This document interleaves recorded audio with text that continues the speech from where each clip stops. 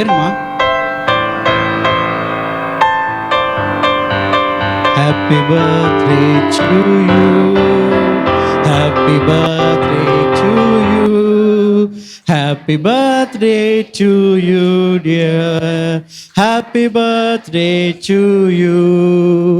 May God bless you, dear. May God bless you, dear. May God bless you, dear pastor. Happy birthday to you.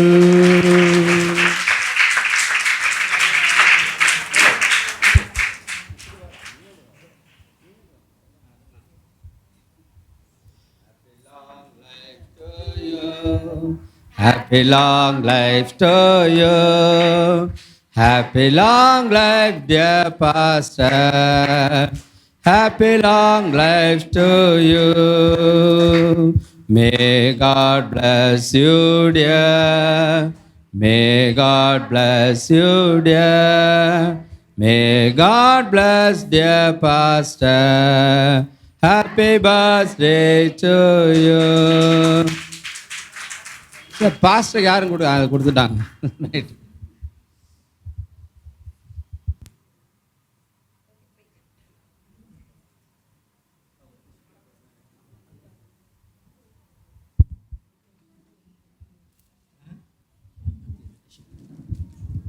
அப்படியெல்லாம் அமர்ந்து கொள்ளலாம்.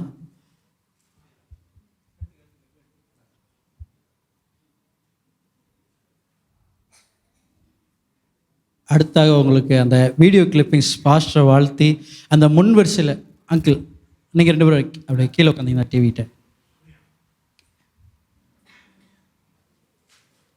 அப்படி சின்ன பசங்க எல்லாம் அப்படியே சேரில் அங்கங்கே உட்காந்துக்கீங்களா பார்க்கலாம்.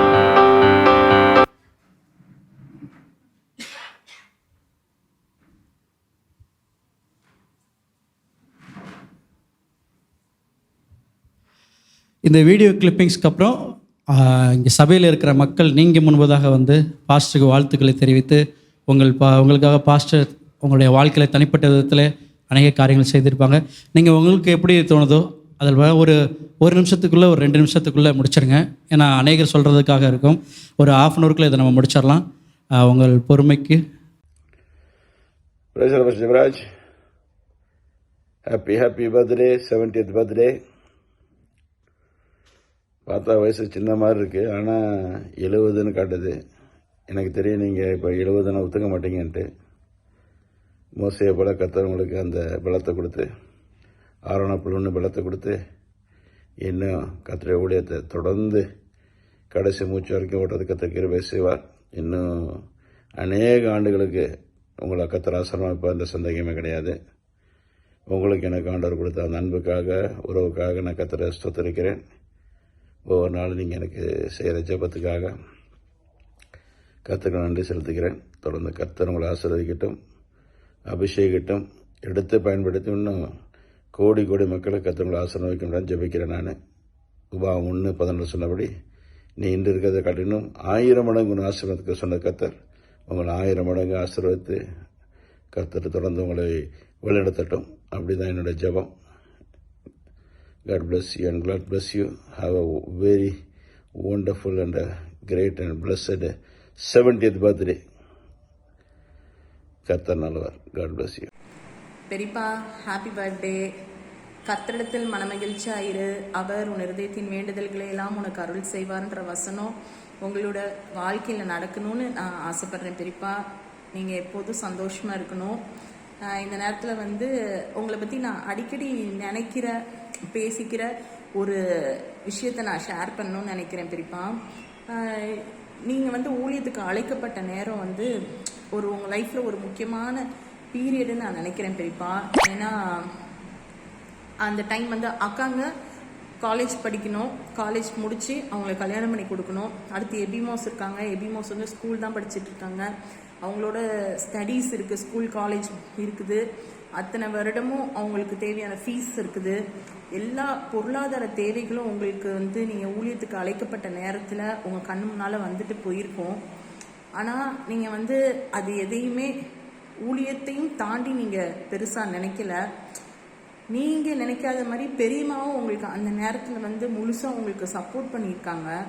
இந்த ஒரு சூழ்நிலையை வந்து ஒரு அழகாக நீங்கள் கடந்து போய் ஆண்டவருக்கு நீங்கள் முக்கியத்துவம் கொடுத்ததுனால தான் என்னமோ இன்னைக்கு வந்து அக்காங்க 2 பேரும் நல்ல நிலைமையில இருக்காங்க. எபி படித்த உடனே அவனுக்கு நல்ல வேலை கிடச்சிது. மோஸ்ட் நல்ல நிலைமையில இருக்கான். எல்லாரையும் ஆண்டவர் வந்து ஆசீர்வாதமாக வச்சுருக்காரு. நீங்கள் ஊழியத்துக்கு போனேன்னா மேபி நம்ம குடும்பத்துக்கு மட்டும் ஒரு பிளெஸ்ஸிங்காக இருந்திருக்கும். இன்னைக்கு வந்து பல குடும்பங்கள் வந்து உங்களால் ஒரு நல்ல நிலையில் இருக்காங்க. நிறைய கட்டுகள்லேருந்து விடுதலை கிடச்சிருக்கு. ஒரு ஆசீர்வாதமான சூழ்நிலையில் இருக்கிறாங்க. ஆண்டவரை தெரிந்து கொண்ட ஒரு மக்களாக இருக்காங்கன்னா நீங்கள் அன்னைக்கு அழைக்கப்பட்ட நேரத்தில் ஆண்டவருக்கு கீழ்ப்படிஞ்சது தான் நான் நினைக்கிறேன். இது வந்து நீங்கள் எங்களுக்கு ஒரு பெரிய எக்ஸாம்பிளை செட் பண்ணி கொடுத்துருக்கீங்க பெரியப்பா.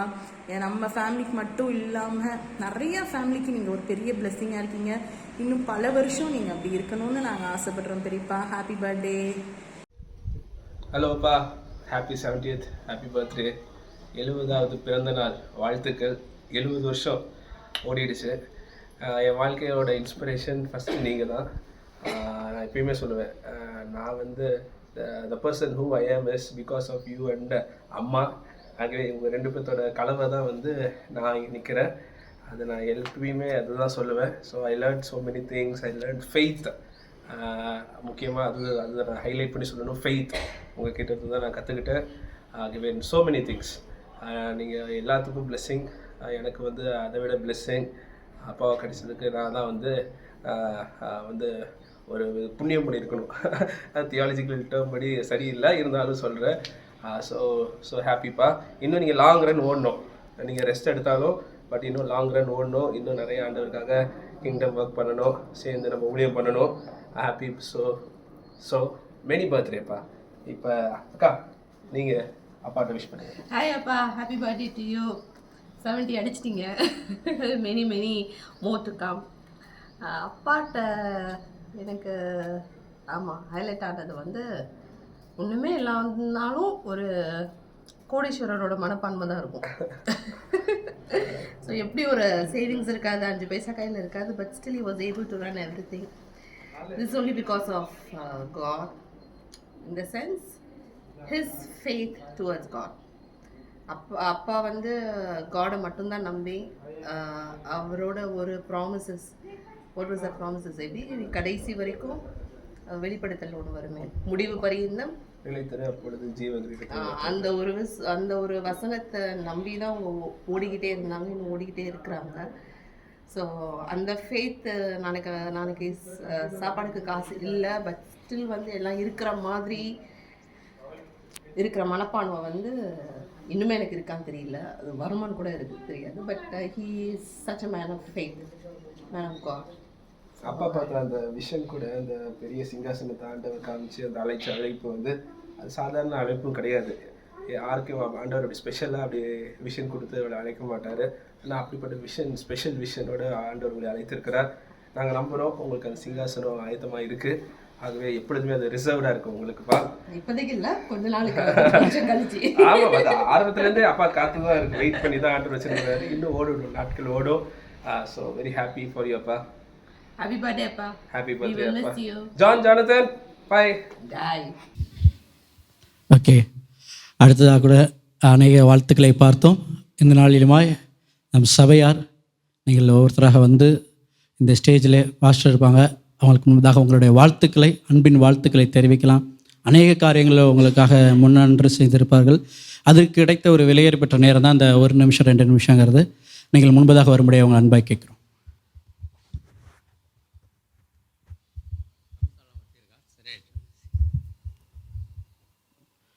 நல்ல ஒரு அக்கேஷன் இது.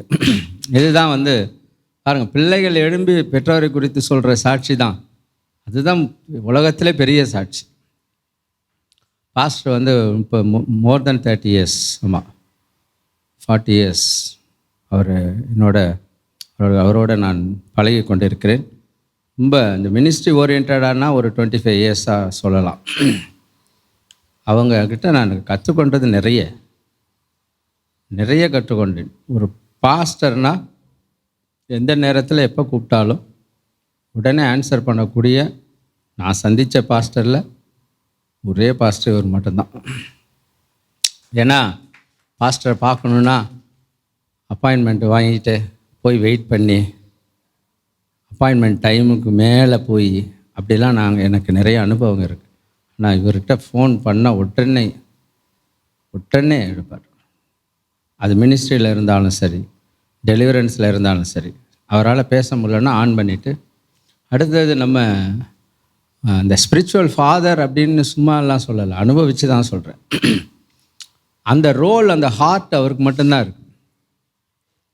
அதனால் இடையில கொரோனா பாசிட்டிவ் ஆன டைமு, அப்படியே பிரதர் அப்படின்னு சொல்லி கேட்டு அடுத்த 10 நிமிஷத்தில் அப்படியே ஒரு ஆட்டு ஈரல் கொலையோடு வீட்டுக்கு வந்துட்டார். இதை சாப்பிடுங்க அப்படின்னு சொல்லி. அப்போ தான் ரொம்ப அந்த டைமில் அப்படியே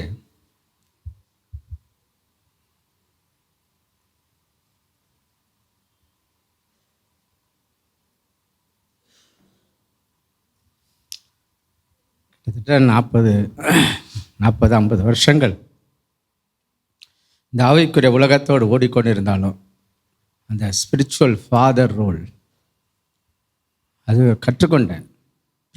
ப்ரீச்சிங்கை விட ப்ராக்டிக்கலாக ஒரு மனுஷன் எப்படி வாழ்கிறது, ஒரு ஊழியக்காரன் எப்படி வாழ்கிறது. அதே போல் அவர் இடத்துல அந்த பிசாச ராஜ்யத்தை உடைக்கணுன்ற ஒரு வெறி உள்ளுக்குள்ளார் அப்படியே எரிஞ்சிக்கிட்டு இருக்கு. உட்காந்து கொஞ்ச நேரம் பேசி பாருங்க.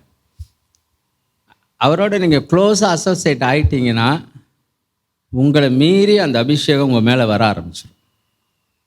உங்களை மீறி வர ஆரம்பிச்சிடும். பிசாசுங்க உங்களை பார்த்து பயப்பட ஆரம்பிக்கும். பிசாசுங்க உங்களை பார்த்து பேச ஆரம்பிக்கும். ஸோ இடையில அவங்க சிக்கான டைம்லேயும் அவங்கக்கிட்ட பேசும்பொழுது நம்ம டல்லாக போய் பேசுவோம். ஆனால் அவங்க பேசின உடனே நம்ம யார் இதில் சிக்கா இருக்கான்ற சந்தேகம் வந்துடும். சென்னையில் இருக்கும்போதும் பார்த்துருக்குறேன், இங்கே இருக்கும்போதும் பார்த்துருக்குறேன். ஸோ அவங்க இந்த காலங்களில் அவங்க தனியாக ட்ராவல் பண்ணிகிட்ருக்காங்க. அவங்க அம்மா பாஸ்டமாக இருந்தவரை அவங்களுக்கு ஓடின ஓட்டங்கள்லாம் தெரியல. நீங்கள் அவங்கள உட்கார வச்சு கேட்டால் தான் தெரியும். எந்த காலங்கள் உங்களுக்கு ரொம்ப கஷ்டமாக இருக்குன்னா இந்த காலங்கள் தான், அம்மா இல்லாத காலங்கள். அப்போ நம்ம எல்லாருமே அந்த இடத்த நிரப்பி அவங்க இன்னும் ஓடணும் அப்படின்னா நம்ம அவங்களுக்காக ஜெபம் பண்ணுறது மாத்திரம் இல்லை, அவங்க கூடயே இருந்து அவங்க ஊழியத்தை சப்போர்ட் பண்ணி கொண்டு போயிட்டுருக்கணும். அவங்களுக்கு ஹெல்த்துக்காக ஜெபம் பண்ணுங்கள். இன்னும் அடுத்த 10 வருடங்கள் இந்த 70ன்றது ரொம்ப முக்கியமான பார்டர் கிராஸ் பண்ணுறது. ஸோ நெக்ஸ்ட்டு 10 அடுத்த டெக்கேடுக்குள்ளார போகிறாங்க, 7th டெக்கேடுக்குள்ளார போகிறாங்க. அவங்க இந்த 70லேருந்து 80 வருடங்கள் இதுவரை அவங்க ஊழியத்தில் இல்லாத அளவுக்கு மிக உயர்ந்த இடத்துக்கு கொண்டு போகணும். கடவுள் அவங்கள பலப்படுத்தணும், சுகப்படுத்தணும். அவங்கள இன்னும் நிறைய, அவங்க விஷன் பெருசு. அந்த தரிசனங்களெல்லாம் அவங்க கண்ணே பார்த்துட்டு ஆண்டவருக்கு மகிமை செலுத்தணும். அப்படிப்பட்ட ஒரு வாழ்க்கை கொடுக்க அவர்கள் மூலமாக நாங்கள் பெற்றுக்கொண்ட நன்மைகளுக்காக நன்றி செலுத்துகிறோம். மன நிறைந்த ஒரு ஆசீர்வாதமான வாழ்க்கை அவருக்கு கிடைக்க வேண்டும். இந்த 7th டெக்கேட் அவங்களுக்கு பிளஸட் இயராக இருப்பதாக என்று சொல்லி வாழ்த்துகிறேன். Thank you pastor. Thanks uncle. அடுத்ததாக நீங்கள் அப்படியே துரிதமாக டக்குன்னு மேலே வந்தீங்கன்னா கொஞ்சம் வசதியாக இருக்கும். ஏன்னா உங்களுக்கும் நேரம்.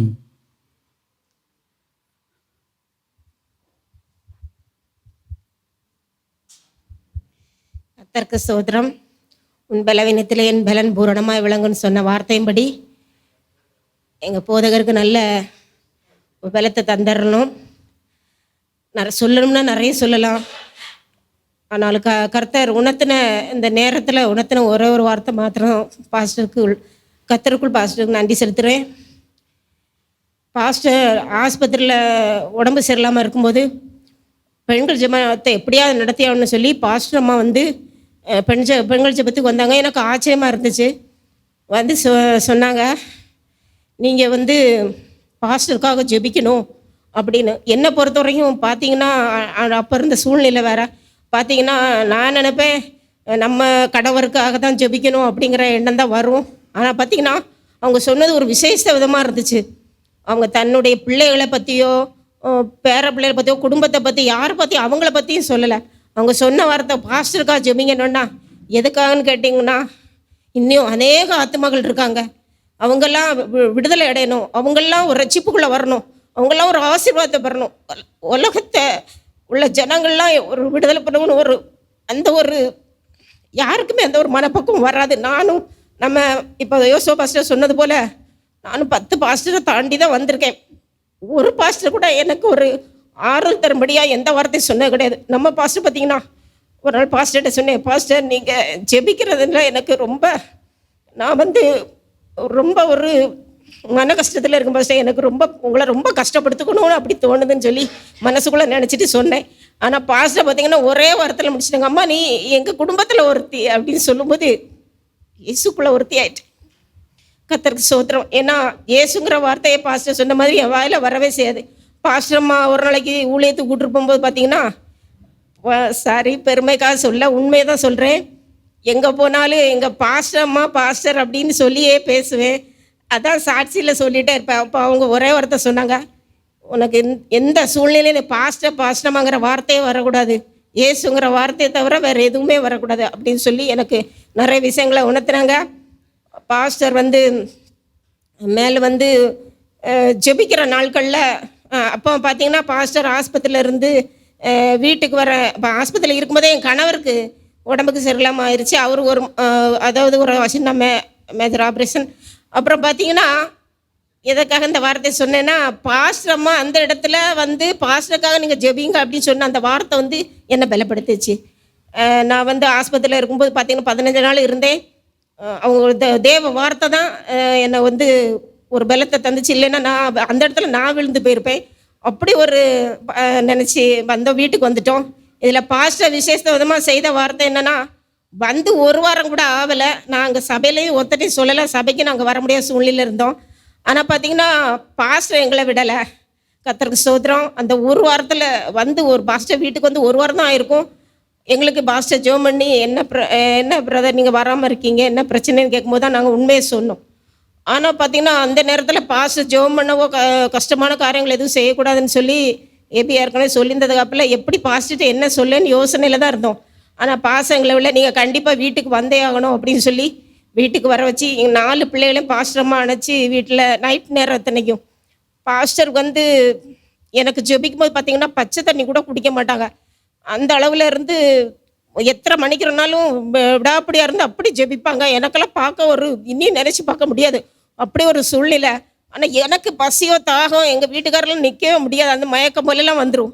ஆனால் பாஸ்டர் பார்த்தீங்கன்னா விடாப்படியாக எப்படியாவது எனக்கு விடுதலை வாங்கி தரணும் அப்படி ஒரு இதில் இருப்பாங்க. அந்த அளவுக்கு கர்த்தர் எனக்கு இயேசு எனக்கு சுகமாக்கினார். மேலும் பாஸ்டர் பிள்ளைகளெல்லாம் அணைச்சி ஜெபம் பண்ண வச்சுட்டு பாஸ்டருக்கா ஜெபம் பண்ணுவாங்க. பாஸ்டர் வந்து இந்த இடத்துல தளர்ந்து போகாமல் எனக்கு ஜெபம் பண்ணி விடுதலை வாங்கி கொடுத்தார். இப்படி நிறைய கர்த்தரா இயேசு நாமத்தில் ஆண்டவர் நிறைய ஆசீர்வாதத்தை தந்தார். அதுக்காக பாஸ்டருக்கு இன்னும் என்னுடைய ஜெபம் ஒன்று தான். பாஸ்டர் அம்மா எந்த நாளில் நீங்கள் வந்து அந்த நேரத்தில் சொன்னீங்க ஜெபம் பண்ண பாஸ்டருக்காக ஜெபம் பண்ண சொன்னாங்களோ, எங்கள் வீட்டில் விசேஷத்தை அந்த லேட் ஆகிட்டு சொல்லிடுறேன். இந்த அந்த நாளில் பெண்கள் ஜெபத்தில் நீங்கள் ஜெபம் பண்ணணும்னு சொன்னாங்களோ அந்த நாள்லேருந்து உண்மையாக ஜெபம் பண்ணது இவ்வளோ வருஷத்தில் எங்கள் வீட்டில் தலை போகக்கூடிய காரியம் வந்தாலும் அதிகமான செலவழித்து நாங்கள் ஆஸ்பத்திரிக்கு போனதே இல்லை. நம்முடைய ஊழியக்காரருக்கு அதிகமாக நாம் ஜெபிக்கும் போது கர்த்தர் பல நன்மைகளை செய்கிறார். இன்னும் ஆண்டவர் அதிக தீர்க்காய்ச்சை கொடுத்து நம்ம போதகருக்கு இன்னும் ஊழிய செய்ய ஆண்டவர் பலப்படுத்தும். இயேசு நம்ம நன்றி.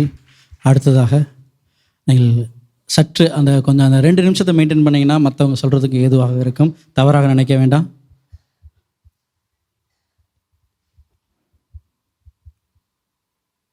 முதலாவது தேவனுக்கு நன்றி தெரிவித்துக் கொள்கிறேன். 2019 நாங்கள் வந்தபோது பாஸ்டர் அப்போ தான் முதல்ல நான் வந்து பாஸ்டரை பார்த்தேன். என்னை வேலை பார்க்க இந்த ஸ்தலத்துக்கு என்னை ஃபோன் பண்ணாலும் தேடி வந்துட்டார். அவரை பொறுத்தளவில் பாஸ்டரை பொறுத்தளவில் ரொம்ப ஒரு தாழ்மையான குணத்தை உடையவர். நான் எப்போ ஃபோன் பண்ணாலும் பாஸ்டர் ஃபோனை அட்டன் பண்ணுவார். பாஸ்டர் இன்னைக்கு இந்த ஒரு வீட்டுக்கு ஜெபிக்க போகணும் வாங்க பாஸ்டர்னு கூப்பிட்டா உடனே வந்துடுவார். வந்து வாங்க பிரதர் ஜெபிக்கலாம். என்னோட வேலை பார்க்குற ஒரே ஒரு சம்பவத்தை மட்டும் நான் சொல்கிறேன். என்னோட வேலை பார்க்க ஒரு சகோதரி இருக்காங்க. அவங்க வீட்டுக்கு ஒரு தடவை வந்து நாங்கள் ப்ரேயருக்கு பாஸ்டரை கூப்பிட்டு ப்ரேயருக்கு போயிருந்தேன். அந்த பாஸ்டருடைய அந்த சகோதரிய மகளுக்கு என்னென்னா காது கேட்காது கொஞ்சம் பிரச்சனை.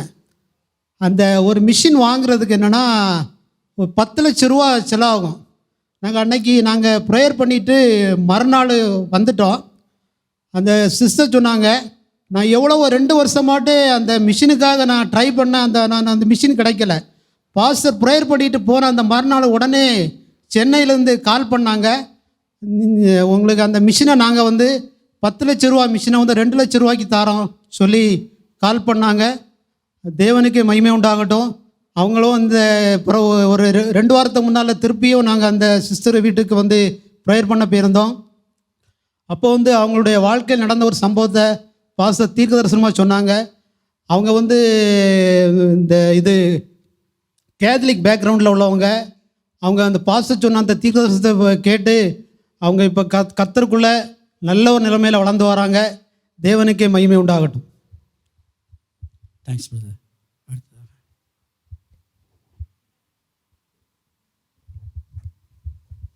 கர்த்தரோட பரிசுநாமத்துக்கு மகிமை உண்டாவதாக. தேவன் கொடுத்த இந்த வாய்ப்புக்காக நான் நன்றி சொல்கிறேன். கிட்டத்தட்ட நான் 10th படிக்கிறப்ப இந்த சபைக்கு வந்தது. கிட்டத்தட்ட 18-19 வருடங்கள் அங்கிளை தெரியும். ஃபஸ்ட்டு அங்கிள்கிட்ட எனக்கு ரொம்ப பிடிச்ச விஷயம் என்னென்னா, ரொம்ப எளிமையான மனிதர். அவர் பேசுகிற விதமாக இருந்தாலும் சரி, அவர் மற்றவங்கள்ட்ட பழகிற விதமாக இருந்தாலும் சரி, ஒரு பாஸ்டர் அப்படின்னு சொல்லி நம்ம தூரம் நின்று பேசுகிற மாதிரியே இருக்காது. ரொம்ப ஈஸியாக அவரை அப்ரோச் பண்ணக்கூடிய ஒரு பர்சனாக தான் எப்பயுமே அங்கிள் எங்களுக்கு இருந்திருக்காரு. செகண்ட் என்ன சொல்லணுன்னா, அங்கிளோட மெசேஜஸ் எனக்கு ரொம்ப பிடிக்கும். நாங்கள் அடிக்கடி வீட்டில் பேசுகிற விஷயம் அதுதான். அவர் எடுக்கிற மெசேஜஸே இன்னைக்கு சபைக்கு வரவங்களுக்கு கூட புரியும். ஃபஸ்ட் டைம் சர்ச்சுக்கு வந்தால் கூட அவரோட மெசேஜை கேட்குறவங்களுக்கு அந்த மெசேஜ் புரியும். அவ்வளோ ஒரு எளிமையாக இருக்கும். செகண்ட் அங்கிட்ட பார்த்த விஷயம் டைமிங் மேனேஜ்மெண்ட். அந்த 10 நிமிஷத்துக்குள்ளே எடுக்கணும்னா கரெக்டாக அந்த 10 நிமிஷத்துக்குள்ளே மெசேஜஸ் எடுத்து முடிப்பாங்க. அந்த மாதிரி அதிலிருந்து நான் இன்ஸ்பயர் ஆகி தான் நிறைய விஷயங்கள் நான் ஸ்பிரிச்சுவல் லைஃப்பில் அங்கிள்கிட்ட நான் கற்றுக்கிட்ட விஷயங்கள். நம்பர் 3 அங்கிள் அடிக்கடி சொல்கிற வார்த்தை நான் பிசாசை துரத்துறது, விடுதலையின் ஊழியத்தை செய்கிறது அப்படின்னு இருக்கும். இந்த வார்த்தை நான் அங்கிள்கிட்ட நம்ம அடிக்கடி கேட்டிருக்கலாம். ஸோ வெறும் வார்த்தையினால் மாத்திரம் தேவனோட ராஜ்யத்தை கட்டாமல் வல்லமையாக செயல்களினால் அவரோட தேவனோட ராஜ்யத்தை கட்டுறாரு. அநேகருக்கு அந்த விடுதலை கொடுக்குறாரு, அநேகருக்கு ஆசீர்வாதமாக இருக்கிறாரு. அது அங்கிள்கிட்ட நான் எனக்கு ரொம்ப பிடிச்ச விஷயம்னு சொல்லலாம். அடுத்தது எனக்கு ஜாப் கிடைச்சப்ப இந்த அப்பாயின்மெண்ட் ஆர்டர் வாங்கிட்டு அங்கிள்கிட்ட ப்ரேயர் பண்ண வந்தேன். கிட்டத்தட்ட 12 இயர்ஸ் பிஃபோர் இருக்கும். அப்போ எனக்கு நைட் ஷிஃப்ட் தான், எடுத்தோடனே நைட் ஷிஃப்ட் தான் ஒர்க் போட்டாங்க. ஒரு சின்ன கலக்கமாகவே இருந்துச்சு, இது எப்படி கரெக்டாக இருக்குமா அப்படின்னு சொல்லிட்டு அங்கிள்கிட்ட கொடுத்து ப்ரேயர் பண்ணப்போ அங்கிள் ப்ரேயர் பண்ணிவிட்டு சொன்ன வார்த்தை, தைரியமாக நீ போமா, தேவன் உன்னோடு இருக்கிறாரு.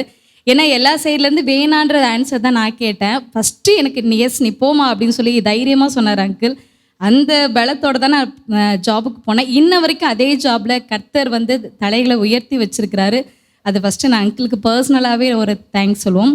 அது மாத்திரமே எங்களோட ஃபேமிலி இந்த சர்ச்சுக்கு வரப்போ ரொம்ப இக்கட்டான ஒரு சுச்சுவேஷனில் தான் எங்கள் பரிமா மூலியமாக நாங்கள் அப்படியே எல்லாருமே ஒவ்வொருத்தராக சபைக்கு வர ஆரம்பித்தோம். அன்னையிலேருந்து இன்ன வரைக்குமே அங்கிள் ஒரு ஆவிக்குரிய தகப்பன். அதாவது எந்த சுச்சுவேஷனாக இருக்கட்டும், எங்களோட ஃபேமிலியில் நடந்த நன்மை தீமை எல்லா காரியத்திலையும் ஆளாக அங்கிள் நிற்பாங்க. டைம் பார்க்கவே மாட்டாங்க. உடல் உழைப்பு கொடுக்கறதுக்கு தயங்கினதே கிடையாது. ஒரு நல்ல ஆவிக்குரிய தகப்பனை எங்களுக்கு கர்த்தர் கொடுத்துருக்கிறார். எல்லாத்திற்கும் மேலாக நல்ல அன்பான தகப்பனையும் எங்களுக்கு தேவன் கொடுத்துருக்கிறார். இன்னும் அங்கிள் அநேக பிறந்த நாட்களை காணணும். இதே பலத்தோடு சுகத்தோடு சந்தோஷத்தோடு அவர் இருக்கணும். அதற்காக நான் கர்த்தருக்கு நன்றி சொல்கிறேன். ஆமென். நன்றி. அடுத்து சொல்கிறவங்க கொஞ்சம் தயவாக இவங்க முன்னாடி வேகமாக வந்தீர்கள் என்றால் நல்லாயிருக்கும்.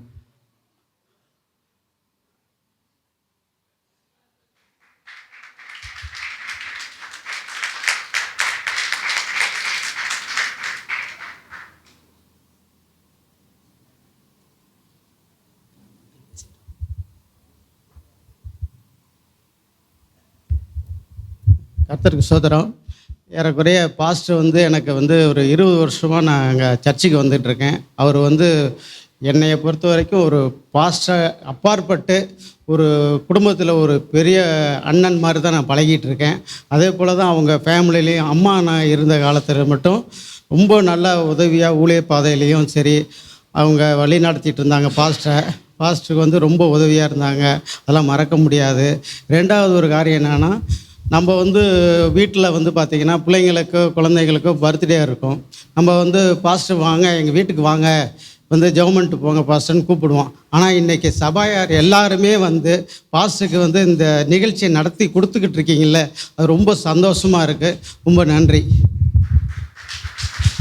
Thanks uncle. அடுத்ததாக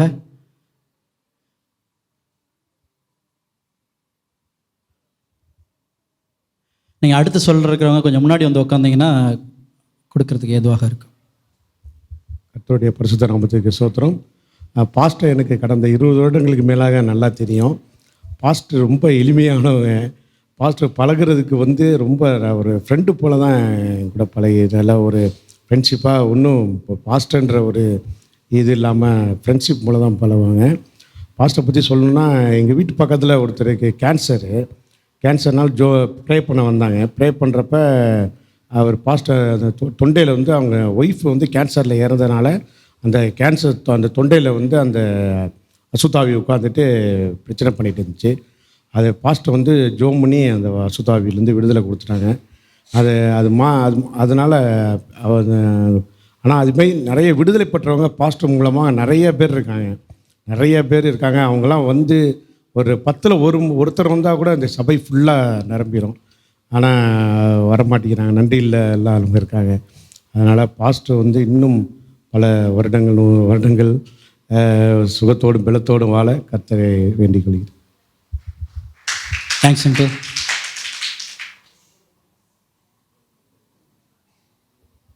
இந்த முன்னாடி உட்காருங்க சிஸ்டர். இப்போ பாஸ்டரையாவை எங்களுக்கு 22 வருஷமாக தெரியும். நாங்கள் இந்த சபைக்கு வரும்பொழுது என் பெரிய பையன் 4 மாத குழந்தையாக இருந்தான். எங்கள் குடும்பத்தில் ரொம்ப போராட்டங்கள் பிரச்சனைகள் மத்தியில் இருக்கும் பொழுது வாழ்கிறதா சாவறதான்ற சூழ்நிலையில் இருந்தோம். அந்த சூழ்நிலையில் தான் தேவனை அந்த ஊழியக்காரர் எங்கள் குடும்பத்துக்கு அனுப்பிச்சார். நம்ம போதகரை நாங்கள் சந்தித்தோம். சங்கீதாவும் பாஸ்டர் எங்கள் வீட்டுக்கு வந்தாங்க. அன்றைக்கி உபவாச ப்ரேயர் போட்டாங்க. அந்த உபவாச ப்ரேயர் அன்னைக்கு கர்த்தர் எங்களுக்கு குடும்பத்தில் பரிபூர்ண விடுதலை கொடுத்தாரு. இன்றைக்கு வரைக்கும் எங்கள் குடும்பத்துக்கு வந்து ஆவிக்குரிய தகப்பன் வந்து நம்ம ஜெபராஜ் பாஸ்டர் தான். எனக்கு வந்து கணவன் இல்லை, தகப்பன் இல்லை. ஆனாலும் வந்து ஒரு குடும்பத்துக்கு நல்ல ஒரு தகப்பனாக ஒரு வழிகாட்டியாக இருந்து எல்லாத்துக்கும் மேலே முதல்ல இந்த மலை ஊழியத்துக்கு கூட்டிகிட்டு போய் கிராம ஊழியம் இது மாதிரி ஊழியங்களுக்கு பாஸ்டர் அதிகமாக எங்களை அழைத்து சென்றார். அது மாத்திரம் இல்லை, எங்களுக்கு ஆவிக்குரிய வாழ்க்கையில் நிறைய காரியங்கள். முதலாவது தேவ அன்பை எப்படி பெற்றுக்கொள்ளணுன்றத நம்ம பாஸ்டரையாக தான் எனக்கு கற்றுக் கொடுத்தாரு. ஒரு மலை ஊழியம் போயிருந்தபோது காலைல உட்காந்து நான் பாட்டு சும்மா பாட்டு பாடிட்டு இருந்தேன். என்னை கூப்பிட்டு பக்கத்தில் உட்கார வச்சு எப்படி வந்து நம்ம இயேசுவன் அன்பை பெற்றுக்கொள்ளணும்னு சொல்லிட்டு இந்த கல்வாரி பாடல்களாக எடுத்து கொடுத்து என்னை பாட வச்சார் பாஸ்டரையா. எனக்கு அது வரைக்கும் வந்து நான் ஏதோ பாடுவேன், ஆனால் ஆண்டவர் அன்பை எனக்கு உணர தெரியாது, ஆண்டவரை நேசிக்க தெரியல எனக்கு. அந்த கல்வாரிய பாடல்களை சொல்லி எனக்கு பாட சொல்லி பாஸ்டரும் பக்கத்தில் உட்காந்து பாடினார் காலைல 4 மணிக்கு. இனி ஆண்டவர் அன்பை பெற்றுக்கொள்ளணும்னா அந்த கல்வாரி பாடல்களை அவர் சிலுவை காட்சியை கொண்டு வந்து கண்ணுக்கு நேராக வச்சு நீ பாடும் பொழுது அவர் அன்பு உனக்கு கிடைக்குமான்னு சொல்லி கொடுத்தாரு. நிறைய விஷயங்கள் பரிசுத்தாவியானவர் எப்படி பெற்றுக்கொள்ளணும்னு பாஸ்டரையா சொல்லி கொடுத்தாரு. உலக ஆசீர்வாதங்கள் நம்ம எப்படி வேணாலும் சம்பாதிச்சிக்கலாம், ஆனால் ஆவிக்குரிய வரங்களையும் இந்த ஆசீர்வாதங்களையும் நம்ம பெற்றுக்கொள்வது ரொம்ப கடினமான காரியம். ஆனால் நம்ம பாஸ்டரையா மூலமாக தான் அந்த ஆவிக்குரிய அபிஷேகம், பரிசுத்தாவின் வல்லமை, எப்படி ஜெபிக்கணும், ஏசப்பாவோட அன்பை எப்படி நம்ம பெற்றுக்கொள்ளணும், அவரோட எப்படி இணையணுன்றது அந்த மிகப்பெரிய ஒரு பிளெஸ்ஸிங் சொல்லணும். அதை வந்து நம்ம பாஸ்டரையா மூலமாக தான் பெற்றுக்கொண்டேன்.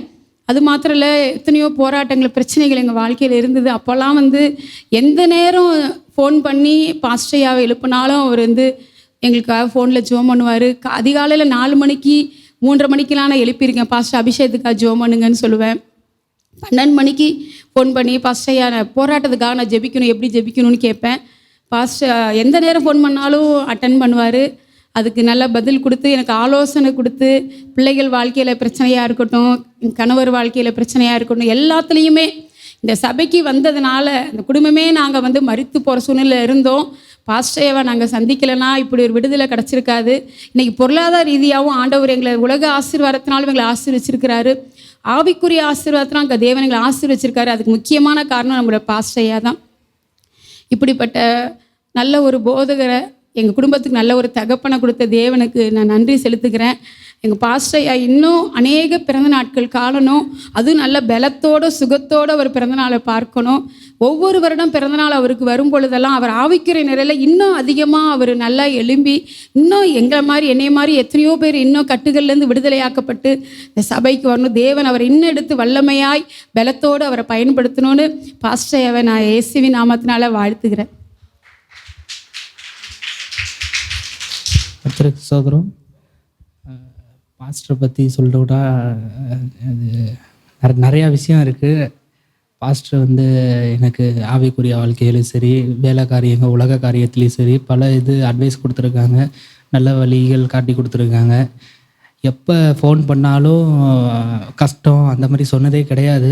அடுத்த அரை மணி நேரத்தில் வீட்டுக்கே வந்துடுவாங்க கிளம்பி. நைட் டைம்னாலும் சரி, எப்போயா இருந்தாலும் சரி, தம்பிக்கு அடிக்கடி ஏதாவது பிரச்சனை வந்துகிட்டே இருக்கும், உடம்பு சரியில்லை அப்படி இப்படின்னு உடனே வந்துடுவாங்க. நான் இதுக்காகவே நாகமங்கலத்துலேருந்து கிளம்பி வந்துடுவாங்க.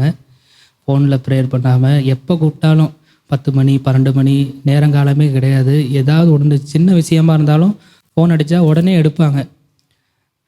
அது அவ்வளோ ஈஸியாக யாரும் பண்ண மாட்டாங்க. அது பாஸ்டர்கிட்ட அது ஒரு தனி இது.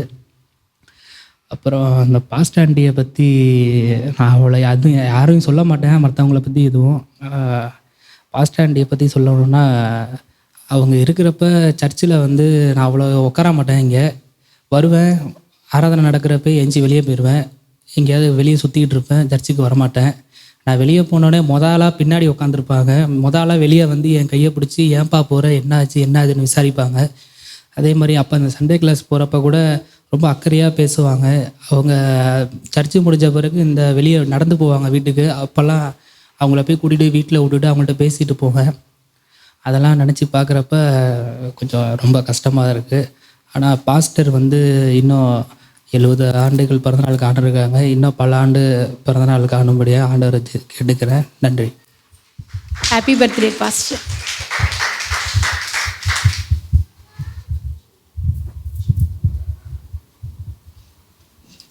தேவனுக்கு மகிமை உண்டாவதாக. எனக்கு தோழி மூலியமாக பாஸ்டர் அறிமுகமானாங்க. வாழ்க்கையில் மிகப்பெரிய போராட்டத்தில் நான் இருந்தேன். எனக்கு பிசாசானது என் உடம்புல தாக்கப்பட்டு மரண யுத்தத்தில் நான் போராடிக்கிட்டு இருந்தேன். மீட்கவே முடியாமல் மிகப்பெரிய யுத்தம் எனக்குள்ளே நடந்துக்கிட்டே இருந்தது. எங்கேயுமே வழி இல்லாமல் திண்டாடிக்கிட்டு இருந்தேன்.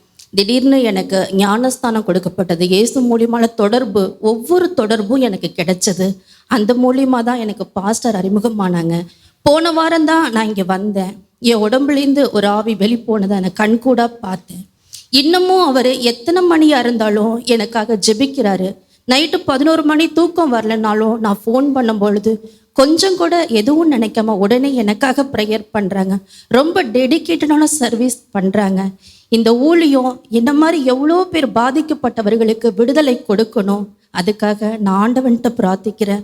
மேலும் மேலும் இவங்க நீண்ட விடுதலை கொடுக்கக்கூடிய பணியை செய்யணும், நிறைய பேர் ஆசீர்வாதமாக இருக்கணும் அப்படின்னு தேவன் மேலே நம்பிக்கை வச்சு ஆசீர்வதிக்கிறேன்.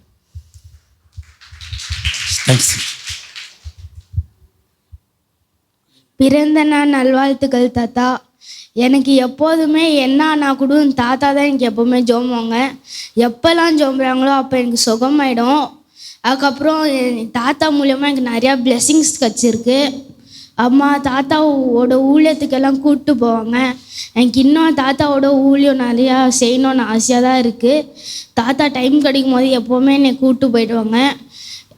அவங்களோட போகும்போது தான் எனக்கு நிம்மதியாக இருக்கும். எப்போயாச்சும் வெளியில் போனால் கூட ஓகேன்னு சொல்லலாம். ஆனால் தாத்தாவோட ஊழியத்துக்கு போனால் ஃபன்னாக இருக்கும். நம்ம என்ன கேட்டாலும் தருவாங்க. நம்ம உடம்புக்கு நல்லது தான் எல்லாம் தருவாங்க. தாத்தா இருந்தாலே போதும் அந்த மாதிரி காட்டுவாங்க. தாத்தா சூப்பர் ஸ்டாரே நான் சொல்லிடுவேன். தேங்க்யூ. ஹாப்பி பர்த்டே தாத்தா. Thanks for being with us.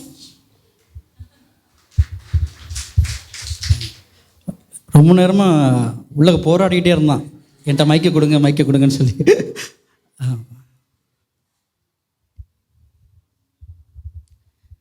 Praise the Lord. எல்லாரும் அங்கிளை ஸ்பிரிச்சுவல் ஃபாதராக பற்றி பேசிட்டீங்க. வீட்டில் ஒரு அப்பாவா, ஒரு மாமனாரா, ஒரு தாத்தாவா அதுலேயும் கலக்குவார். அதை பற்றி கொஞ்சம் சொல்லான்ட்டு தான் வந்தேன். அங்கிள்கிட்ட ரொம்ப பிடிச்ச விஷயம், நான் ரொம்ப அட்மையர் பண்ண விஷயம், எனக்கு நான் 10th ஸ்டாண்டர்ட் படிக்கிறப்பிலேருந்து அங்கிளை தெரியும் பர்சனலாக. ஆனால் இங்கே கல்யாணம் பண்ணிட்டு 4 வருஷமாக ரொம்ப க்ளோஸாக அங்கிளை பார்க்கும்போது எந்த விஷயத்துக்குமே பதறவே மாட்டார். நீங்கள் சுனாமி வருதுன்னு சொன்னால் கூட சரி வரட்டுமா, வந்தோன்னே பார்த்துக்கலாம் அப்படின்னு சொல்லுவார். அந்த மாதிரி எதுக்குமே பதறவே மாட்டார். எங்கள் வீட்டில் உங்களுக்கே தெரியும், ஒரு பொம்பளை பிள்ளை கூட இல்லை, பரிதாபமாக எல்லாரும் ஆம்பளை பசங்க. இந்த பசங்க எல்லாம் வீடை ரெண்டாக்கி வாசல் அங்கிட்டு இருந்து இந்த சைடு திருப்பிடுவானுங்க. அப்படி பண்ணிகிட்டு இருந்தாலும் அந்த ஒரு அராஜகத்துலேயும் அமைதியாக தூங்குற ஒரே ஆள் எங்கள் அங்கிள் மட்டும்தான். அவர் மேலே ஏறி புரளுவானுங்க, கண்டுக்கவே மாட்டார். இதே மற்ற பசங்களாக இருந்தால், மற்ற பெரியவங்களாக இருந்தால், என்னம்மா இப்படி தொந்தரவு பண்ணுறானுங்க, இவனுங்களை கொஞ்சம் கூட்டிகிட்டு போங்க அப்படிலாம் ஏதாவது சொல்லுவாங்க. ஆனால் அங்கிள் நீங்கள் என்னமோ பண்ணுங்கப்பா, நான் பேசாமல் பதறாமல் இருக்கேன்னு அமைதியாக இருப்பாங்க. அந்த விஷயம் நான் ரொம்ப, அது வந்து நான் வந்து இப்போ காமெடியான விஷயம் சொல்கிறேன், ஆனால் சீரியஸான விஷயங்கள்லையுமே அங்கிள் வந்து பதறவே மாட்டாங்க. ஒரு தடவை ஜேக்கப் வந்து படிக்கட்டுலேருந்து கீழே விழுந்துட்டான். எனக்கு ரொம்ப பதட்டமாகி அங்கிள் விழுந்துட்டான் அங்கிள்னு போய் ஓன்னு கத்துறேன். அப்போ அங்கிள் சொன்னாங்க, சரி ஒரு நிமிஷம் அமைதியாக இரு, போய் படிக்கட்டு கரெக்டாக இருக்கான்னு பார்த்துட்டு வா, நான் இவனுக்காக ஜோம் பண்ணுறேன். உன் பிள்ளை விழுந்து என் படிக்கட்டை உடச்சிருப்பான். எனக்கு ஒரு நிமிஷம் அப்படியே அழுகையெல்லாம் போய் சிரிச்சிட்டேன். சரி, இந்த ஒரு டெண்டன்சி நமக்கு இல்லையேன்னு நான் நிறைய நேரம் ஒரு மாதிரி ஃபீல் ஆயிருக்கும். ஓகே, நம்ம பதறாமல் இருக்க கற்றுக்கணும்னு இன்னும் வந்து கற்றுக்கிட்டே இருக்கேன். ஆனால் தேங்க்யூ அங்கிள், நீங்கள் இந்த விஷயத்தை மோஸுக்கு இன்ஹெரிட் பண்ணியிருக்கிறீங்க. எனக்கு வந்து மோஸ்கிட்ட அந்த குவாலிட்டி பார்க்கும்போது, அப்பாடா அங்கிள் இந்த குவாலிட்டியை மோஸ்க்கு கொடுத்துட்டாங்க, நான் வந்து வாழ்க்கை ஃபுல்லாக கொஞ்சம் பதட்டம் இல்லாமல் இருக்கிறதுக்கு நான் கற்றுக்கிட்டே இருக்கலாம் அப்படின்னு சொல்லிட்டு தோணும். அடுத்ததாக வந்து நான் தான் சொன்னேன்ல, படகுல அலையடிச்சப்போ கூட ஏசப்பா அமைதியாக தூங்கினார்ல, அந்த மாதிரி அங்கிள் எல்லா நேரத்துலையும் அமைதியாக நிம்மதியாக இருப்பாங்க. அதை பார்த்து நம்ம கற்றுக்கணும். அதே மாதிரி பாசிட்டிவ் நோட் கொடுப்பாங்க எல்லாத்துலேயுமே. இப்போ டீயில் சர்க்கரையே கம்மியாக இருந்ததுன்னா கூட, கம்மியாக இருக்குதுன்னு அவ்வளோ சீக்கிரத்தில் சொல்லவே மாட்டாங்க. நம்மளா நோண்டி நோண்டி குடிச்சு பார்த்துட்டு, என்ன அங்கிள் சொல்லவே இல்லைண்ணா, நல்லாதாம்மா இருந்துச்சு அப்படின்னு சொல்லிடுவாங்க. நம்மளா கேட்டால் மட்டும்தான் சொல்லுவாங்களே ஒழிய நெகட்டிவ் நோட்டை அவ்வளோ சீக்கிரத்தில் கொடுக்கவே மாட்டாங்க. உப்பு மட்டும்தான், அதில் மட்டும் ஏதாவது பண்ணிட்டோம்னா சொல்லுவாங்களே ஒழிய மற்ற எதுவுமே நெகட்டிவாக சொல்லவே மாட்டாங்க. நல்லா இருக்குமா, டேஸ்ட்டாக இருக்குமா அப்படின்னு தான் சொல்லுவாங்க, என்ன சமையல் எது பண்ணாலும். அதே மாதிரி நமக்கெல்லாம் வந்து எப்பயுமே நம்ம வீட்டுக்கு போகணுன்னா எனக்காக ஃபேமிலி மெம்பர்ஸ் யாரோ ஒருத்தவங்க வெயிட் பண்ணுறாங்கன்னு தான் நம்மளாம் போவோம். அங்கிள் மட்டும் எங்கே இருந்தாலும் சரி, ஏம்மா டெலிவரன்ஸ் கேஸ் வெயிட் பண்ணுதுமா, அங்கிளுக்காக எப்போவுமே ஒரு பிசாசு வெயிட் பண்ணிகிட்டே இருக்கிற மாதிரி அங்கிள் சொல்லுவாங்க, அம்மா வெயிட் பண்ணிகிட்டு இருக்காங்கம்மா. நான் சொல்லுவேன், அங்கிள் உங்களுக்காக நாங்கள் வெயிட் பண்ணுறோம், ஆனால் நீங்கள் மட்டும் எப்போவும் பிசாசு வெயிட் பண்ணுதுன்னு ஓடிட்டே இருக்கீங்களே அங்கிள், அது முக்கியமா அப்படின்ட்டுன்னு எப்போவுமே ஃபேமிலியை விட மினிஸ்ட்ரியையும் காடையும் எப்பயுமே ப்ரையாரிட்டைஸ் பண்ணுவாங்க. என்னதான் பிஸியாக இருந்தாலும் இந்த பேர பசங்களெல்லாம் எப்படி தான் கைக்குள்ளே போடுவாங்கன்னே தெரியாது. எப்போ பார்த்தாலும் தாத்தா தாத்தா தாத்தான்னு பைத்தியம் மாதிரி சுற்றுவானுங்க. எல்லா பசங்களும் தாத்தா வந்துட்டா போதும். என் குட்டி இப்போ கூட வந்துட்டு, தாத்தா இங்கிரு தாத்தா, சூப்பாப்பட்டி வேண்டாம் அப்படின்னு சொல்லுவான், சூரக்குடிப்பட்டி போவேன் நான். ஆனால் இல்லைடா தாத்தா வந்துடுறேன், உனக்கு வரப்போ அதை வாங்கிட்டு வரேன் இதை வாங்கிட்டு வரேன்னு எப்படியாவது தாஜா பண்ணி, பிள்ளைங்க அழுதாலும் எப்படியாவது அதுங்களை கரெக்ட் பண்ணிவிட்டு அங்கிள் ஊழியத்துக்கு எப்படியாவது ஓடி போயிடுவாங்க. அடுத்தது அங்கிளோட மெசேஜ் பற்றி ஏற்கனவே அக்கா சொன்னாங்க, ரொம்ப சிம்பிளிஃபைடாக இருக்கும். என்ன சொல்கிறாங்களோ அதை ரொம்ப அதிகமாக ஆராய்ச்சி பண்ணாமல் கேட்ட உடனே ஈஸியாக புரிஞ்சுக்கிற மாதிரி இருக்கும். அங்கிள் ஒரு 5 நிமிஷம் தான் பெங்களூரில் ஒரு மெசேஜ் கொடுத்தாங்க என் தங்கச்சியோட கல்யாணத்தில். இன்னும் அந்த 5 நிமிஷத்தை பற்றி 1.5 வருஷம் ஆச்சு, இன்னும் அதை பற்றியே பேசிகிட்டு இருக்காங்க. எப்போ அவங்க வீட்டிலேருந்து கால் பண்ணாலும், பாஸ்டர் கொடுத்த மெசேஜ் இன்னும் மனசுலேயே இருக்குமா, இன்னும் நீங்கவே இல்லைன்னு. அவ்வளோ எளிமையாக இருக்கும். பிற மொழியில் இருக்கிறவங்க கேட்டால் கூட இது பண்ணுவாங்க. இன்னொன்று வந்து ஹியூமர் சென்ஸு, எல்லாத்துலேயும் ஒரு ஹியூமர் இருக்கும், மெசேஜ்லேயும் ஒரு ஹியூமர் இருக்கும். என்ன மாதிரி சூழ்நிலைகளிலையும் உங்களை சிரிக்க வச்சுட்டே இருப்பாங்க. என் தங்கச்சி கூட ஒரு தடவை சொன்னா, அங்கிள் நீங்கள் மட்டும் பிரசங்கியாராக ஆகலைன்னா ஸ்டாண்டப் காமெடியனாக ஆயிருப்பீங்க அங்கிள், ஏன்னா நீங்கள் உங்களோட பேச்சை ஆரம்பித்தாலே சிரிச்சுக்கிட்டே இருக்கணும். வீட்டில் எல்லாரும் சேர்ந்து பேசினாலும் ஈஸியாக காமெடி பண்ணி எல்லாரையும் சிரிக்க வச்சுருவாங்க. ஒரு ட்ராவலில் போனால் இருக்கட்டும், எதுவாக இருக்கட்டும், சிரிச்சிட்டே இருப்போம். அவ்வளோ ஹாப்பியாக வச்சுருப்பாங்க என்விரான்மெண்ட்டை. அங்கிள் நீங்கள் வந்து வீட்டோட உங்களுடைய ஊழியம் இருந்திருந்ததுன்னா நீங்கள் எங்கள் வீட்டுக்கு மட்டும்தான் பிளெஸ்ஸிங்காக இருந்திருப்பீங்க. ஆனால் நீங்கள் இப்போ நிறைய குடும்பத்துக்கு பிளெஸ்ஸிங்காக இருக்கிறீங்க. நீங்கள் வந்து ஒரு அப்பாவாக ஜெயிச்சிருக்கிறீங்க, ஒரு தாத்தாவாக ஜெயிச்சிருக்கிறீங்க, ஒரு மாமனாராக ஜெயிச்சிட்டீங்க, ஒரு ஹஸ்பண்டாகவும் ஜெயிச்சிட்டீங்க. பாஸ்டராக நீங்கள் இன்னும் ஜெயிச்சிட்டே இருக்கணும். இன்னும் நிறைய பேருக்கு நீங்கள் வந்து ஆசீர்வாதமாக இருக்கணும் அங்கிள். 70 எங்களுக்கு பத்தாது, சென்டம் அடிக்கணும். அதுக்காக நாங்கள் வெயிட் பண்ணிகிட்ருக்கோம். தோனி மாதிரி சென்டம் அடித்து அந்த செலிப்ரேஷனே நம்ம இதை விட பெருசாக நம்ம கொண்டாடணும் uncle. Happiest birthday, we love you.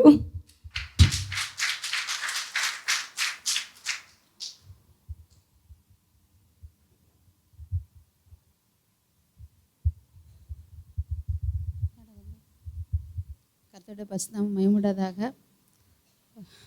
15 வருஷம் இருக்கும், 15 வருஷம் இருக்கும். ஃபாஸ்டர் வந்து வீட்டில் வந்து அப்போ தான் ஃபாஸ்டர் தெரியும், அப்போ தான் பழக்கம் ஃபாஸ்டர். அப்போ வீட்டில் வந்து ஹஸ்பண்ட் அப்போ இருந்தார். அப்போ வந்து வீட்டில் வந்து ஃபாஸ்ட் ப்ரேயருக்குன்னு வந்திருந்தார். அப்போ வந்து யார் வீட்டில் ப்ரேயர் வச்சா வரவங்களுக்கு ஒரு டீ காஃபி போடுறதுக்கோ ஒரு 10 ரூபா பிஸ்கெட் மேரி பிஸ்கெட் வாங்குறதுக்கு கூட சோர்ஸ் இருக்காது. அதனால ஃபாஸ்ட்டு நானும் வீட்டில் பிரச்சனை இதனால் பிரச்சனை வரும். வரவங்களுக்கு ஒரு டீ காஃபி கூட போட்டு தர முடியும், வரவங்களுக்கு தண்ணி கொடுத்து அனுப்ப முடியாதுன்னு குடும்பத்தில் எனக்கு அவங்களுக்கு பிரச்சனை வரும். ரொம்ப பிரச்சனைகள் இருந்தது. நான் ஃபாஸ்ட்டர்கிட்ட சொல்லிட்டேன், ஃபாஸ்ட்டாக எங்கள் வீட்டில் ப்ரேயர் வைக்காதீங்க ஃபாஸ்ட்டர்னு நான் கூப்பிட்டு சொல்லிட்டேன் அவர்கிட்ட. வராதிங்க ஃபாஸ்ட்டு, வீட்டுக்கு வராதிங்கன்ட்டேன். அதுக்கப்புறம் சொல்லி அப்புறம் ஒரு 2-3 வருஷம் கழித்து குடும்பத்தில் பெரிய பிரச்சனை, மரணம்லாம் நடந்தது. ரொம்ப பெரிய பிரச்சனை. அந்த ரொம்ப பிரச்சனையிலலாம் ஃபாஸ்டர் நைட்டு பகலாக. அதுக்கப்புறம் நான் வந்து ஃபாஸ்டர்கிட்ட மன்னிப்பு கேட்கல. ஆனால் இருந்தாலும் அந்த பிரச்சனைலாம் ஃபாஸ்டர் நைட்டு மோசையெல்லாம் வந்து ஏற்கனவே சார்ஜ் சொல்லியிருக்கேன். வந்து ஃபாஸ்டர் வந்து அந்த நேரத்தில் உறுதுணையாக நின்னார். பிரச்சனைக்கு மத்தியில் கர்த்தர் அவரை ஒரு தூணா எங்களுக்கு அமைச்சார். ஒரு ஃபாதராக எங்களுக்கு கூட நின்னார். எவ்வளோ பிரச்சனைகள் மத்தியிலும் அவர் எங்கள் கூட இருந்தார். அந்த பிரச்சனையிலேருந்து அவர் எங்களுக்கு கூட இருந்து விடுதலை கொடுத்தாரு. எங்களுக்காக எவ்வளோ ப்ரேயர் பண்ணியிருக்காரு. எத்தனை மணி ஆனாலும் 2 மணி 4 மணி 3 மணி ஆனாலும் ஃபோன் கால்ஸில் நேரில் வந்து நிற்பார். பிரச்சனையில் நைட்டு 12 மணி ஆனாலும் வந்து நிற்பார். 2 மணி ஆனாலும் வீட்டுக்கு வந்துடுவார் பிரச்சனை நடக்கும்போது. அவ்வளோதான். வந்து மன்னிப்பே கேட்கலை. நான் ஃபாஸ்ட்டர்கிட்ட நான் வராதிங்கன்னு சொன்னது தப்பு ஃபாஸ்ட்டாக நான் மன்னிப்பு கேட்கலை. அதுக்கப்புறம் சில பிரச்சனை நடந்து நான் சூசைட் அட்டன் பண்ண போனேன். இப்போ என் பையன்தான் வந்து கதவை தட்டி சொன்னாம்மா ஃபாஸ்ட்டாக ப்ரேயருக்கு வந்திருக்காருன்னா. அந்த ஒரு நிமிஷம் அந்த நேரத்தில் அந்த ஃபாஸ்ட்டாக வராட்டினா நான் கண்டிப்பாக ஏதாவது பண்ணியிருந்திருப்பேன்.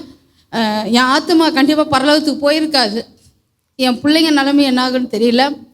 ஆனால் அந்த நேரத்தில் கர்த்தர் வந்து ஃபாஸ்டர் மூலமாக ஒரு குடும்பமே நாங்கள் இங்கே நிற்கிறோன்னா அது ஃபாஸ்டர் மூலமாக கர்த்தர் வந்து எடுத்து நடத்தினால தான். இது மாதிரி நிறைய குடும்பங்க ஃபாஸ்டர் மூலமாக ரசிக்கப்படணும். எவ்வளோ குடும்பம் நரகத்தை நோக்கி போயிட்டுருக்குது.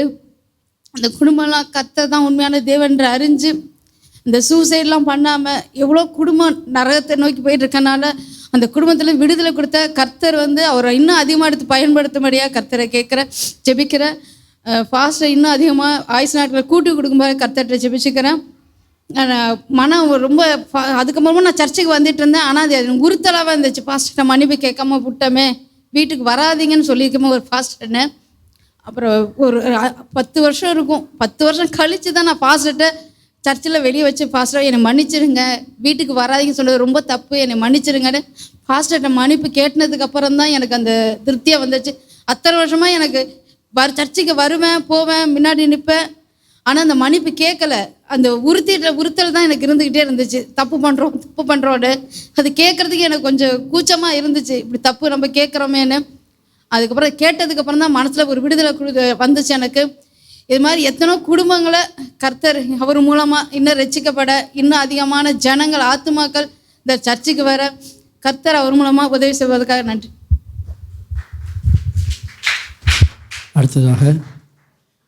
அடுத்து வர இருப்பவர்கள் கொஞ்சம் முன்பதாக வாங்க. கொஞ்சம் டைமிங்குள்ளே சொல்லும்படியாக இவங்க அன்பாக கேட்குறோம்.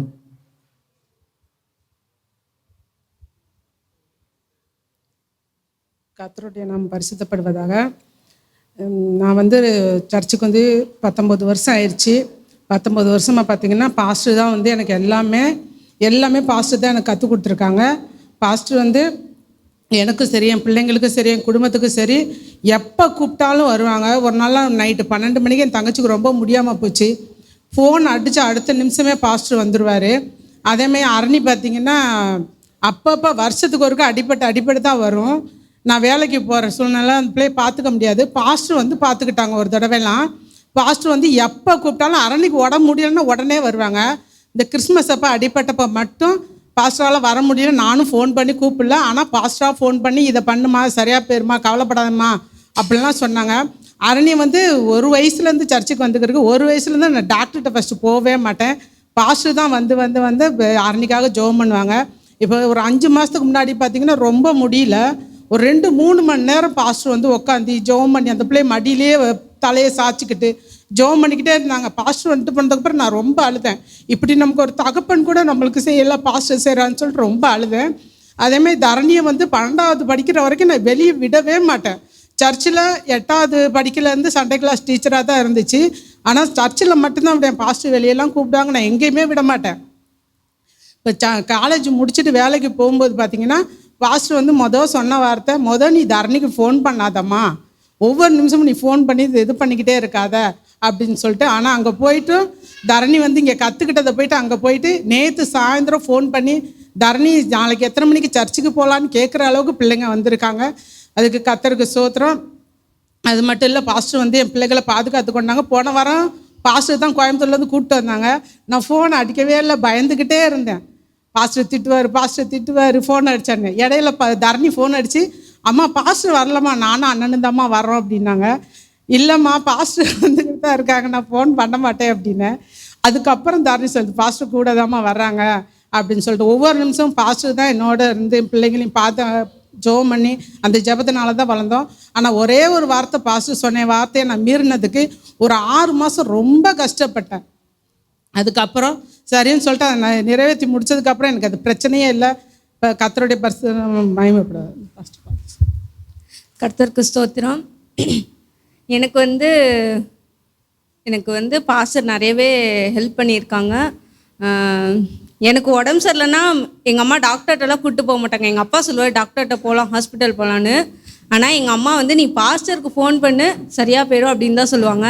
எனக்கு டாக்டரே வந்து பாஸ்டர் தான். அவர் தான் வந்து ப்ரேயர் பண்ணுவார் எனக்கு எப்போயுமே. எப்போ உடம்பு சரியில்லைனாலும் சரி, என்னோட படிப்பு விஷயத்துலேயும் சரி, ஸ்கூல் படித்ததுலேயும் சரி, காலேஜ் விஷயத்துலேயும் சரி, பாஸ்டர் எனக்கு எல்லாம் சொல்லியிருக்காரு, இப்படி பண்ணுமா அப்படி பண்ணுமான்னு சொல்லியிருக்காரு. அதே மாதிரி பண்ணேன். எனக்கு எல்லாமே வந்து ஆசீர்வாதமாக இருந்துச்சு.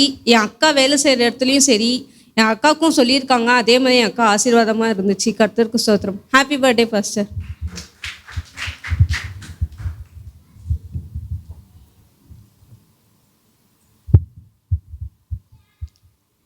We wish you happy many more returns of the day, pastor ஐயா. இந்த இடத்துல வந்து நான் ஒரு சாட்சியாக நிற்கணும் அப்படின்னு சொன்னாலே அதுக்கு காரணம் வந்து ஐயா தான். எனக்கு எத்தனை விதமான, அதாவது எனக்கு எத்தனை விதமான, இப்போ நான் வேலை பார்க்குற பணியில் இருக்கிற இடத்துல இருந்தே எனக்கு எத்தனை விதமான பில்லி சூனியங்கள், செய்வனை கட்டுகள் எல்லாம் வச்சு இந்த இடத்த விட்டு என்னை அனுப்பணும் அப்படின்னு சொல்லி எல்லோரும் சேர்ந்து எனக்கு வந்து செய்வனை செஞ்சு என்னை இந்த இடத்த விட்டு அனுப்பிட்டாங்க. அப்போ கூட நான் ஐயாட்ட சொல்லிட்டு தான் போனேன், ஐயா இந்த மாதிரி எனக்கு ஒரு வெளியில் எனக்கு போகணும்னு தோணுது, அதனால நான் வெளியில் போகிறேங்கய்யான்னு சொல்லி கேட்டேன். ஐயா சரிம்மா நீ வந்து நல்லா ஜெபம் பண்ணிவிட்டு நீ எங்கே வேணாலும் போ அப்படின்னு சொல்லியிருந்தாங்க. அதனால் நான் ஜெபம் பண்ணிவிட்டு இந்த இடத்த விட்டு போயிருந்தேன். நிறைய விஷயங்கள் பார்த்திங்கன்னா ஐயா கிட்ட இருந்து நான் கற்றுக்கொண்டது என்னென்னு கேட்டிங்கன்னா, ஐயா கிட்ட ஒரே நல்ல விஷயங்கள் என்னென்னலாம் கேட்டிங்கன்னா, முதல்ல டைமிங் கீப்பப் பண்ணணும், எந்த டயத்துக்குள்ளார வரணும், எப்படி இருக்கணும் அப்படின்னு சொல்லிட்டு. அடுத்தது வந்து கீழ்ப்படிதல், அடுத்தது வந்து முறுமுறுக்கக்கூடாது. இந்த மாதிரி நிறைய நல்ல விஷயங்கள். அதாவது அதே மாதிரி இப்போ நம்ம கற்றுக்கொண்ட ஒரு விஷயத்தை ஷேர் பண்ணுதல், மற்றவங்கள்ட்ட நம்ம வந்து ஷேர் பண்ணணும். இந்த மாதிரியெல்லாம் வந்து நிறைய விஷயங்கள் ஐயாவுடைய செய்தியிலிருந்தும் நேரடியாக இருந்தும் நல்லா ஒரு ஆலோசகராக இருந்து நமக்கு நல்ல விஷயங்கள்லாம் கற்றுக் கொடுத்துருக்காங்க. இன்னொன்று பார்த்திங்கன்னா, எனக்கு ஐயாவை எனக்கு இப்போவும் வந்து ஞாபகம் வருதுன்னு கேட்டால், ஐயாவை நான் எப்போ பார்த்தேன் அப்படின்றது வந்து எனக்கு ஞாபகமே வரல. நான் யோசித்து பார்க்குறேன், ஞாபகம் வரல. ஒரு நாள் எங்களோட ஐயாவோட பாணியில் பெரியம்மா, எங்களுடைய பிரியாம்மாவும் ஐயாவும் பேசிக்கிட்டு இருக்காங்க. நீங்கள் எப்படியாவது எங்கள் பிள்ளைங்க வந்து நிறைய பிள்ளைங்க வந்து வெளியில் சர்ச்சுக்கு போகணுன்னு ஆசைப்படுறாங்க, ஆனால் சர்ச்சு வந்து வேறு இடத்துக்கு போகிறாங்க. போகிற வழியில் பிள்ளைங்களுக்கு ஏதாவது ஒன்று ஆயிடுச்சுனாலும் நான் தான் வந்து பிள்ளைங்களுக்கு அவங்க பேரண்ட்ஸுக்கு பதில் சொல்லணும். அதனால் நீங்கள் வந்து எங்களுடைய ஹோமில் நீங்கள் உங்கள் சபையை ஆரம்பிக்கணும் அப்படின்னு சொல்லி கேட்டப்போ கூட ஐயா அதுக்கு மறுக்காமல் சரிங்கம்மா கண்டிப்பாக நான் செய்கிறேன் அப்படின்னு சொல்லிட்டு இந்த இடத்துல எங்களுடைய இல்லத்திலேயே இந்த ஒரு ஆராதனையை நடத்துறதுக்கு ஒரு ஏற்பாடு செஞ்ச ஐயா இப்போ நாங்கள் எல்லாரும் இந்த சபையில் வந்து ஜெபிக்கக்கூடிய வாய்ப்பை கொடுத்துருக்கிறாரு இயேசு கிறிஸ்து. இயேசு கிறிஸ்துவின் மூலமாக ஐயா அந்த இடத்துல ஒரு சபையில் ஒரு நல்ல பாஸ்டராக, நல்ல தந்தையாக, நல்ல ஆலோசகராக இருந்து பயன்படுத்தி வர்றாங்க. அதுக்காகவும் நம்ம வந்து இயேசு கிறிஸ்துவக்கிட்ட ஜெபிப்போம், நன்றி சொல்லுவோம். இன்னும் அது போல் பார்த்திங்கன்னா, இப்போ எங்களுடைய ஐயாவோட பாணியில் சின்னம்மா எங்களுக்கு அக்கா, அவங்க வந்து என்ன சொன்னாங்கன்னு கேட்டிங்கன்னா, பிசாசு துரத்துறதை இங்கே வச்சுக்காதீங்க, ஏன்னா எங்கள் பிள்ளைங்கள்லாம் வந்து ரொம்ப பயப்படுறாங்க அப்படின்னு சொன்னாங்க. ஆனால் கடவுள் கொடுத்தது வந்து ஐயாவுக்கு வந்து ஏசப்பா கொடுத்தது வந்து பிசாசை துரத்துறக்கூடியத வரத்தை கொடுத்துருக்காங்க. ஆனாலும் எங்களுடைய அக்கா சொன்னப்போ கூட அவங்க என்ன சொன்னாங்க, மறுக்காமல் சரிங்கம்மா அப்படின்னு தான் சொன்னாங்க. ஏன்னா அவங்களுக்கு வரத்தை கொடுத்துமே ஏன் அந்த இடத்துல வந்து ஐயா சரின்னு சொன்னார் அப்படின்றத நம்ம வந்து ஒரு நிமிஷம் சிந்திச்சு பார்த்தோம் அப்படின்னா அது இதே மாதிரி நம்மளால யாராலையுமே செய்ய முடியாது. ஒரு டீச்சர் சொன்னாங்கனால இல்லை என்னை வந்து டீச்சர் இதை தான் செய்ய சொன்னாங்க அப்படின்னு சொல்லிடுறோம். ஆனால் ஐயா வந்து பார்த்திங்கன்னா இறைவன் கொடுத்த அந்த தாளந்தை கூட ஒரு கீழ்ப்படிதலுடைய அவசியத்தினால சரிங்கம்மான்னு சொல்லிட்டு இப்பொழுது அமைதியாக ப்ரேயர் பண்ணிகிட்டு இருக்காங்க. அதே மாதிரி பார்த்திங்கன்னா இந்த சர்ச்சு தொடங்குறதுக்கு முன்னாடி எங்களுடைய இல்லத்தில் வந்து பார்த்திங்கன்னா நிறைய சத்துருவின் போராட்டங்கள் வந்து ஜாஸ்தியாக இருக்கும். நைட்லேலாம் பார்த்திங்கன்னா திடீர்னு பிள்ளைங்களுக்கு முடியாமல் போயிடும். அந்த நேரத்துலலாம் நாங்கள் பிள்ளைங்களை ஹாஸ்பிட்டலுக்கு கூட்டிகிட்டு ஓடுற மாதிரி இருக்கும், ஜெபம் பண்ணுற மாதிரி இருக்கும். நிறைய சத்துருவின் போராட்டங்கள் பிள்ளைங்களுக்கு நிறைய சத்துருவின் போராட்டங்கள் இருந்தது. ஆனால் இந்த இடத்துல இந்த சபை வந்ததுக்கு பிறகு நைட்டில் அந்த மாதிரி எந்த விதமான தொந்தரவுகள் இல்லாமல் எங்களுடைய பிள்ளைங்க இன்னும் ரொம்ப சந்தோஷமாக இருக்காங்க. அதுபோல் இன்னும் கொஞ்சம் பிள்ளைங்க பலவீனமாக இருக்காங்க. அந்த பிள்ளைங்களுக்காகவும் தொடர்ந்து ஜெபிக்கணும். இன்னும் சொல்ல போனீங்கன்னா அதே மாதிரி என்னுடைய குடும்பத்தில் பார்த்திங்கன்னா நிறைய பிரச்சனைகள், போராட்டங்கள், சத்துருவின் போராட்டங்கள், செய்வனை கட்டுகள் எல்லாமே இருக்கும். ஐயாட்ட நான் வந்து ஒவ்வொரு நிமிஷமும் சொல்லுவேன். எல்லாரும் சொன்ன மாதிரி ஐயா கிட்ட வந்து என்னம்மா அப்படின்னு சிரிச்சுக்கிட்டே தான் கேட்பாங்க. ஐயா அந்த மாதிரி போராட்டங்கள் இருக்குங்கய்யா அப்படின்னு சொன்னோம்னா சரிம்மா அதெல்லாம் பயப்படாத, ஜெபிச்சுக்குவோம், ஜெபம் பண்ணிக்குவோம், நீ நல்லா ஜெபம் பண்ணு அப்படிம்பாங்க. அதே மாதிரி தான் இங்கேயும் எல்லா பிள்ளைங்களுக்காகவும் ஜெபிக்க சொல்லுவாங்க. அந்த ஜெபத்துக்குள்ளற வளர்க்குறது வந்து ஐயா மாதிரி வேற யாருமே நிகருக்கு நிகர் யாருமே இல்லைன்னு தான் சொல்லலாம். அப்படி ஒரு ஜெபத்துக்குள்ளற நம்ம எல்லாரையும் வளர்த்துக்கிட்டு இருக்காங்க. என்ன சொல்ல போனால் ஐயாவை பற்றி நிறைய நம்ம சொல்லிக்கிட்டே போகலாம். நான் இந்த இடத்துல ஒரு சாட்சியாக நிற்கிறேனாலும் அதுக்குமே ஐயா தான் காரணம். அது மாதிரி நம்ம எல்லாருமே வந்து நம்மளுடைய சபை மக்கள் அனைவருடைய சார்பாகவும் ஐயா இன்னும் நீடோடி காலம் வாழ வளர வேண்டுமென்று இயேசுவின் மூலம் நம்ம ஜெபிப்போம். ஐயாவுடைய சேவை இன்னும் மக்களுக்கு என்றென்றும் தேவை என்று வாய்ப்பு கொடுத்த அனைவருக்கும் நன்றி கூறி விடைபெறுகிறேன். நன்றி, வணக்கம். ஒரு 5-6 பேர் இருக்கிற மாதிரி தெரியுது. எல்லாரும் கொஞ்சம் சற்று சீக்கிரமாக சொல்லும்படியாக அன்பாக கேட்குறேன். கர்த்தருடைய பரிசுத்த நாமத்துக்கு மகிமை உண்டாவதாக. என்னுடைய ஜெபலாம் கட்டப்பட்டிருக்க ஜனங்கள் விடுதலை பெறுறத தேவனாய் கர்த்தர் ரொம்ப விரும்புகிறாரு. அதாவது பார்த்திங்கன்னா நீங்கள் எல்லாம் ஆசீர்வாதமாக இருக்கணும்னு சொல்லி ஜெபம் பண்ணும்போது கர்த்தருடைய பிரசன்னத்தை உணர்ந்து கொண்டே இருக்கலாம். கர்த்தருடைய மகிமையின் பிரசன்னம் மேலே இறங்கிட்டே இருக்கும். அதே ஒரு பிசாசை விரட்டும் போது நம்மகிட்ட இருக்கிற பவர் குறைஞ்சிக்கிட்டே இருக்கும். அப்படிப்பட்ட ஊழியத்தை பாஸ்டர் செஞ்சுக்கிட்டு இருக்கிறாரு. சில வருடங்களுக்கு முன்பதாக அவங்க வீட்டுக்கு நான் ஜெபிக்க போயிருக்கும்போது இந்த தனியாக இல்லையா ஒரு ஸ்டேஜில் நின்று ஜெபம் பண்ணும்போது பிசாசுகள் ஓடணும். இன்றைக்கி அப்படி எவ்வளவோ ஜனங்கள் கட்டப்பட்டிருக்கிறாங்க, எவ்வளவோ ஜனங்கள் கட்டப்பட்டிருக்கிறாங்க. அந்த ஜனங்கள்லாம் விடுதலை செய்யும்படியாக பாஸ்டரை கர்த்தர் கிருபையாக தெரிந்து கொண்டு இருக்கிறாரு. அதற்காக கர்த்தருக்கு நன்றி செலுத்துகிறேன். நம்ம சபை மக்கள் மாத்திரம் இல்லை, எல்லாரும் பாஸ்டருக்காக டெய்லி ஜெபம் பண்ணோம், டெய்லி ஜெபம் பண்ணோம். சாதாரணமாக நம்ம ஒரு வீட்டில் இருந்து ஒரு பிசாசு கூட போராடுறதை காட்டிலையும் பிசாசுகளை விரட்டும் பொழுது பயங்கரமான பிரச்சனைகள், சரீர பாதிப்பு, பாஸ்டர் சொன்ன மாதிரி சோர்வுகள், பலவீனங்கள்லாம் வரும். அதெல்லாம் மேற்கொள்ளக்கூடிய கிருபைகளை நம்ம எல்லாரும் பாஸ்டருக்கு பெற்றுக் கொடுக்கணும். நம்ம எல்லாரும் பாஸ்டருக்காக ஜெபம் பண்ணும் பொழுது பாஸ்டர் இன்னும் எழுந்து பெரிய காரியங்களை செய்யக்கூடும். அதை நம்ம மோசே வந்து மலையில் ஜெபம் பண்ணும் பொழுது, மலையில் அந்த கரத்தை உயர்த்தி இருக்கும் பொழுது இது பெலிஸ்தர் எல்லாரும் என்ன பண்ணாங்க, மடங்கடிக்கப்பட்டாங்க. அதே போல் இன்றைக்கி நம்ம பெலிஸ்தர் மோசேனுடைய கரத்தை தாங்கினது போல் நம்ம எல்லாரும் பாஸ்டருடைய கரத்தை ஜெபத்தினால தாங்கணும். அவருடைய உள்ளம் எப்பொழுதும் மகிழ்ந்து களி கூர்ந்து இன்னும் பெரிய காரியங்களை செய்யும்படியாக நம்முடைய கர்த்தராகிய இயேசு கிறிஸ்துவின் நாமத்தினால் வாழ்த்துகிறேன். கர்த்தராகிய தேவன் எடுத்து பயன்படுத்துவாராக. பாஸ்டர் உங்களுக்கு நன்றி. Thanks uncle. ஹாப்பி பர்த்டே தாத்தா. சொல்லு ஹாப்பி பர்த்டே தாத்தா, காட் பிளஸ் யூ சொல்லு. இன்னும் யாரும் பார்த்துக்கிட்டே இருக்காங்க.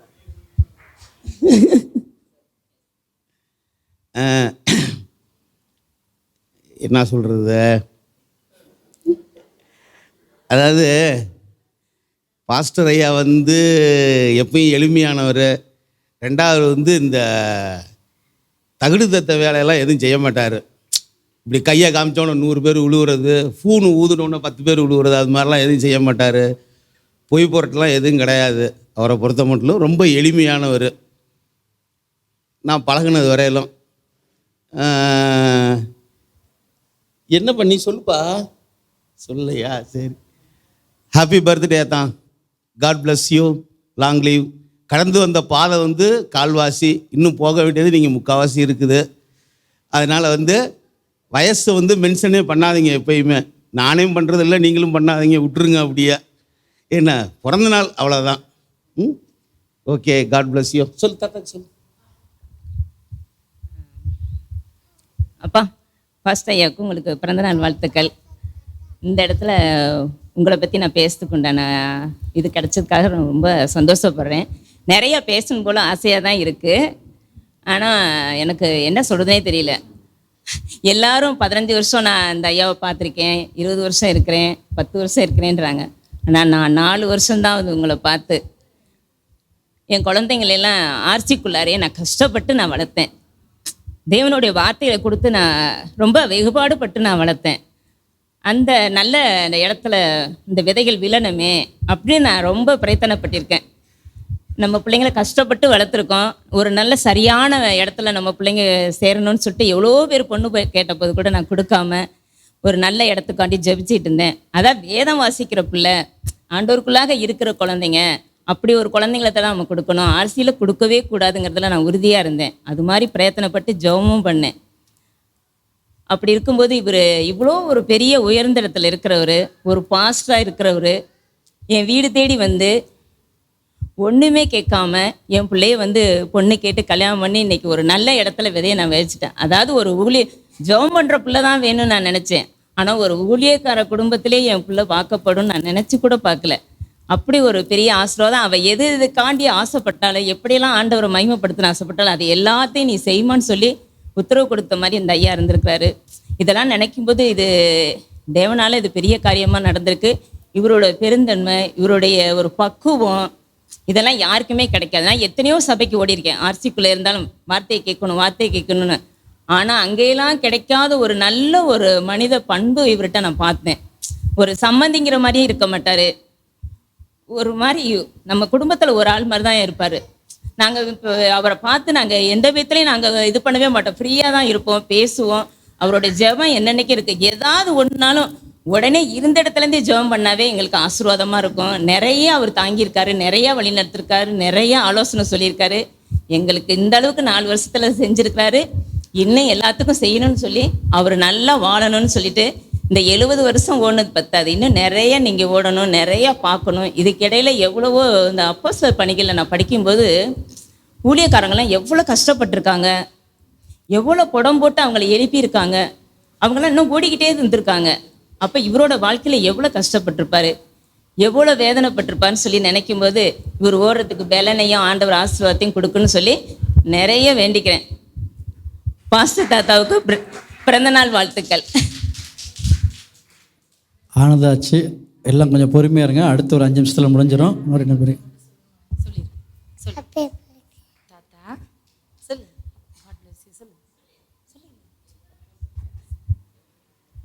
கர்த்தருக்கு ஸ்தோத்திரம். பாஸ்டரை பற்றி சொல்லி ஒரு 4 நாளைக்கு முன்னாடியே தம்பி மோஸ் வந்து எனக்கு சொல்லிட்டாப்புல. 4 நாளாக நான் யோசனை பண்ணியும் நிறையா ஒரு கட்டுரை மாதிரி வருது. சரி சுருக்கமாக சொல்லணுமே அப்படின்ட்டு நானும் யோசிக்கிறேன். எனக்கு அது அது வந்து இது பண்ண தெரியல. இப்போ வந்து உங்கள் அப்பாவை பற்றி சொல்லுங்கள் அப்படின்னு நம்ம கேட்டோம் அப்படின்னா நம்ம அப்பாவை பற்றி நம்ம சொல்லுவோம். ஒரு டீனேஜ் இருக்கும் போது நம்ம அப்பாலாம் நமக்கு வில்லனாக தெரிவாங்க. ஏன்னா நிறையா நல்ல காரியங்கள் சொல்லுவாங்க, அது நமக்கு வந்து ஏற்றுக்க மாட்டோம். அதுவே ஒரு 10 வருஷம் கழித்து நம்ம ஒரு நல்ல பொசிஷனில் போய் உட்காரும் போது அப்பா சொன்ன நல்லதெல்லாம் அப்போ தான் நமக்கு தெரியும். அவர் சொல்லி நம்ம இந்த நிலையில் இருக்கோன்ற மாதிரி தான் ஆவிக்குரிய விஷயத்தில் வந்து பாஸ்டர் எனக்கு கல்யாணத்துக்கு முன்னாடி வந்து நிறையா ஆலோசனை சொல்லியிருக்காங்க. எதாக இருந்தாலும் அவர்கிட்ட நான் கேட்பேன். அப்போ வந்து கஷ்டமாக இருந்தாலும் ஆனால் அவர் சொல்கிறது வந்து அது என்னோடய வாழ்க்கையில் வந்து நான் கடைப்பிடிச்சி அதை செஞ்சேன். இன்றைக்கி வந்து ஆவிக்குரிய விஷயத்தில் வந்து நல்லா இருக்கேன்னு தான் நான் சொல்லுவேன். வந்து ஹீரோவாக அவர் வந்து என்னோடய வாழ்க்கையில் வந்து நிறையா செஞ்சுருக்காங்க.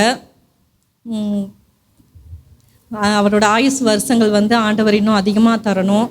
நான் வந்து கழுகுக்கு சமமாக தான் அவரோட வாழ்க்கையை வந்து நான் ஒப்பிடுவேன். அவருக்கு இப்போ வந்து கழுகு என்ன செய்யுமா, அந்த அழகு அந்த நகம் அந்த ரெக்கையெல்லாம் ஒரு காலகட்டத்தில் வந்து எல்லாத்தையும் அதுவே பிடுங்கி போட்டுட்டு அதை பலப்படுத்திக்கிட்டு திரும்பியும் பறந்து ஓடும் அப்படின்னு சொல்லி நான் படிச்சிருக்கேன்.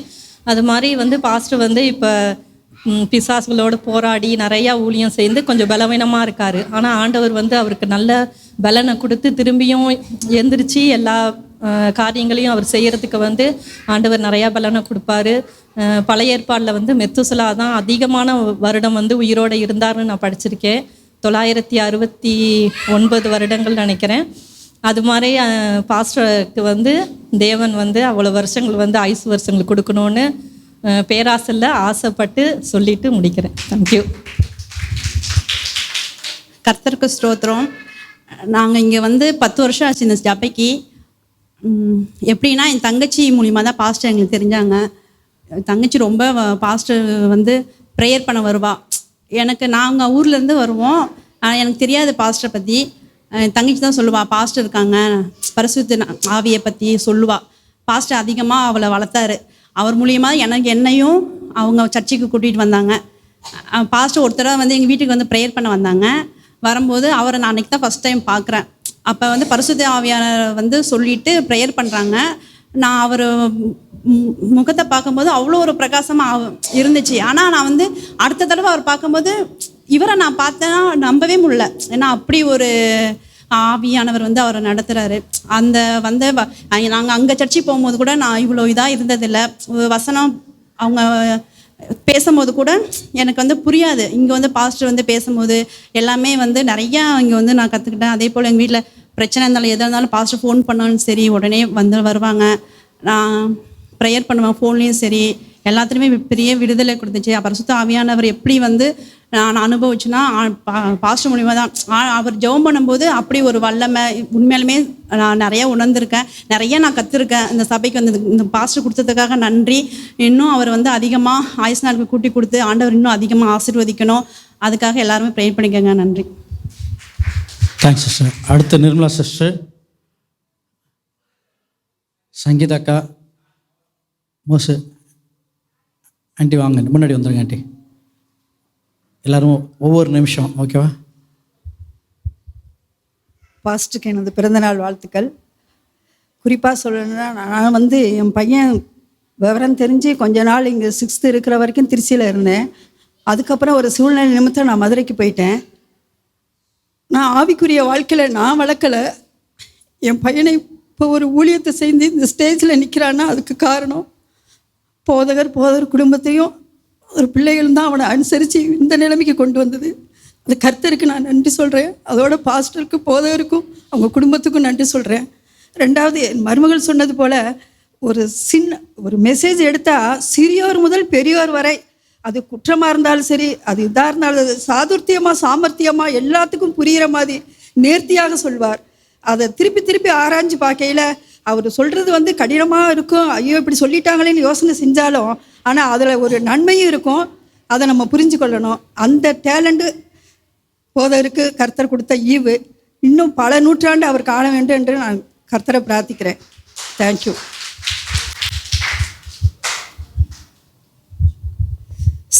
கர்த்தருக்கு ஸ்தோத்திரம். எங்கள் வீட்டுக்கு ஜெபம் வர அக்கா, அவங்க மூலமாக தான் ஐயா தெரியும். அவங்க நம்பர் கொடுத்தாங்க, ஃபோன் நம்பர்.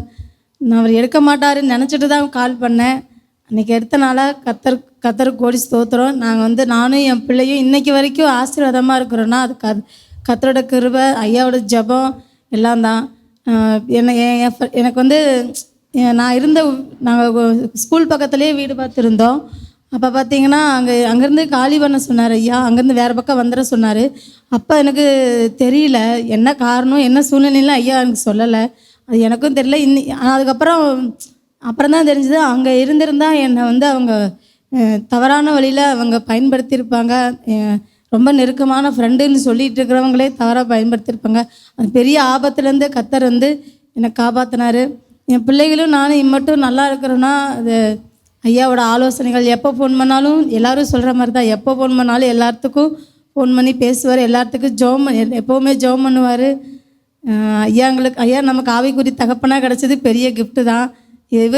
இவரை ஆவிக்குரிய தகப்பனாக கிடைக்கிறதுக்கு பின்னாடி இவங்க பாஸ்டம்மா பிள்ளைகளோட பெரிய சாக்ரிஃபைஸ் இருக்குது.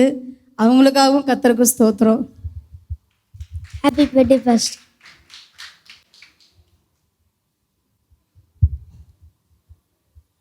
Praise the Lord. எங்கள் அம்மாவுக்கு நான் 6வது படிக்கும் போது தான் போராட்டம் வெளியில் வந்துச்சு. என் அம்மா அதுக்கப்புறம் வெளியில் எனக்கு புதுசாக இருக்கனால எதுவுமே எனக்கு தெரியாது. எங்கள் அம்மா இனிமேல் எங்கள் அம்மா கிட்ட பேச முடியாது, எங்கள் அம்மாகிட்ட படுக்க முடியாது அப்படின்னு நினச்சிட்டு இருந்தேன். நான் 7th படிக்கும் போது தான் பாஸ்டர் வந்தாங்க. பாஸ்டர் தெரியும். 7th படிக்கும் போது தான் சர்ச்சுக்கு வந்தேன். பாஸ்டர் ப்ரே பண்ணி முடித்தோடனே எனக்கு அதுக்கப்புறம் தான் நான் ப்ரேயரே பண்ண ஆரம்பித்தேன். எங்கள் அம்மா விடுதலை ஆனோடனே எனக்கு ரொம்ப சந்தோஷமாக இருந்துச்சு. எங்கள் அம்மா கிட்ட இனிமேல் அம்மாட்ட பேசலாம், அம்மா கூட படுக்கலான்ட்டு ரொம்ப சந்தோஷமாக இருந்தேன். சர்ச்சில் நான் வரும்போது ஒரு சின்ன பிரச்சனை பண்ணிட்டேன், விளாட்டுத்தனமாக பண்ணேன். இதுவே நான் ஸ்கூலில் வாய் தகராறுல எல்லாம் அடுத்த நாளும் இவளை பற்றி தெரியாதா அப்படின்வாங்க. பாஸ்டர் எனக்கு கண்டிச்சு உணர்த்தினால அடுத்த வாரமே என்னம்மா அப்படின்னு கேட்டாங்க. யாருமே அப்படி கேட்டதில்லை. இவளை பற்றி தெரியாதா அப்படி தான் கேட்டிருக்காங்க. அதுக்கப்புறம் பாஸ்டர் அம்மா பற்றி பேசணுன்னா எனக்கு பாட்டி அப்போ இறந்துட்டாங்க. ஒருத்தர் அதுக்கப்புறம் சர்ச்சு ஆரம்பித்தோடனே ஏமா வரல அப்படின்னு கேட்டோடனே இப்படி எங்கள் பாட்டி இறந்துட்டாங்கன்னு சொன்னேன். ஒருத்தர் யாருமா இது உங்கள் பேத்தியான்னு பாஸ்டர் அம்மாவை கேட்கும்போது யாராக இருந்தாலும் இல்லை சர்ச்சுக்கு வரவங்க அப்படி தான் சொல்லுவாங்க. ஆனால் ஆமாம் என் பேத்தி தான் அப்படின்னு சொல்லி ஒரு பாட்டியாக இருந்தாங்க. கர்த்தருக்கு ஸ்தோத்திரம்.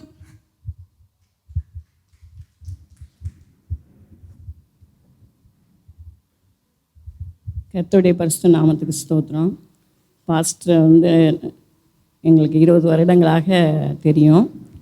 மிகவும் அருமையானவர், இனிமையானவர், தாழ்மையுள்ளவர், எளிமையானவர். நாங்கள் கூப்பிடும் பொழுதெல்லாம் எங்கள் வீட்டுக்கு வருகின்றவர். அதனால் பாஸ்டர் எங்களுக்கு ஒரு மூத்த சகோதரராக நாங்கள் நினைத்து கொண்டிருக்கிறோம். இந்த 40 ஆண்டு காலமாக ஊழியம் செய்தேன் என்று சொன்னார். இனிமேல் அவர் செய்யக்கூடிய ஊழியங்கள் தான் பெரிதான ஊழியங்கள். கர்த்தர் அவரை சங்கீதம் 92:15 பிரகாரம் முதிர் வயதிலும் கனித்தந்து புஷ்டியும் பசுமமாய் இருப்பார் என்று நாங்கள் விசுவாசிக்கிறோம். பாஸ்டருக்கு பிறந்தநாள் வாழ்த்துக்கள். நான் முடிச்சிட்டேன்னா அப்படியே நீங்கள் எல்லாம் முடிச்சிடலாம் வரிசையாக. நீங்கள் கர்த்தருடைய பரிசுத்த ஸ்தோத்திரம். எனக்கு நல்ல ஒரு ஃபேமிலி எனக்கு கிடைச்சது ரொம்ப நன்றி.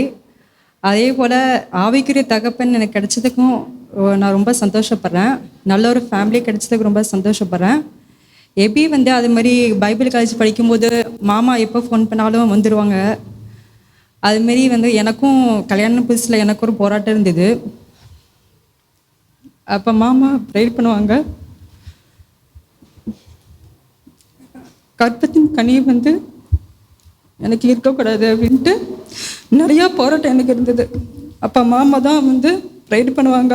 அப்போ சென்னையில் கன்சி ஆன பிறகு அண்ணி வீட்டுக்கு தான் நான் போனேன். அப்பயும் எனக்கு அந்த போராட்டம் இருந்தது. அப்போ மாமா தான் எனக்கு ப்ரேயர் பண்ணி அந்த போராட்டம் நல்லா ஒரு விடுதலை கொடுத்து அப்புறம் எனக்கு கன்சீவ் ஆனேன்.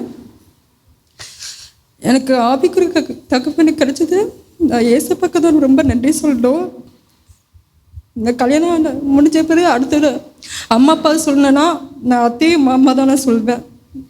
மாமா கிடைச்சது எனக்கு ஒரு ஃபேமிலி கிடைச்சது ரொம்ப ஆண்டவருக்கு நான் நன்றி சொல்கிறேன். ஹாப்பி பர்த்டே மாமா.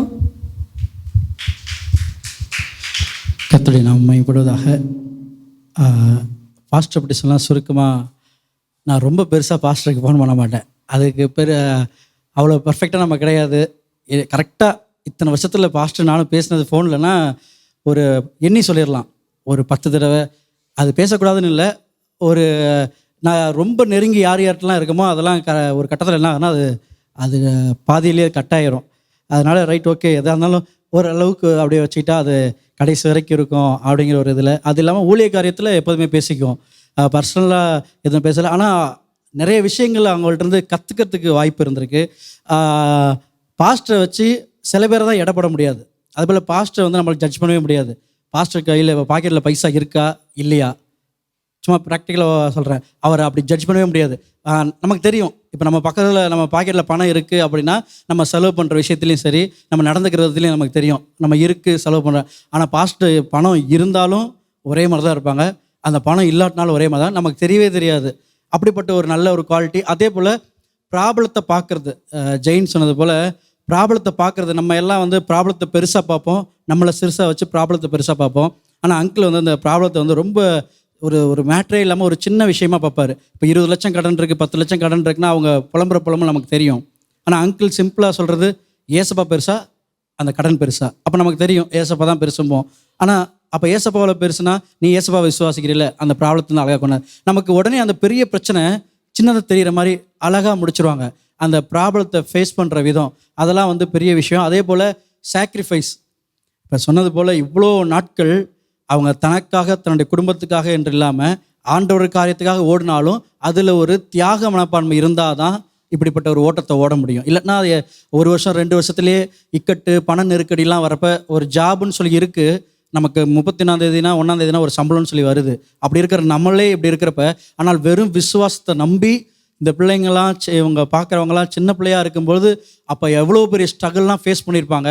அப்போ அந்த ஊழியத்தை நடத்தலாமா வேணாமாங்கிற சூழ்நிலை கண்டிப்பாக வந்திருக்கும்.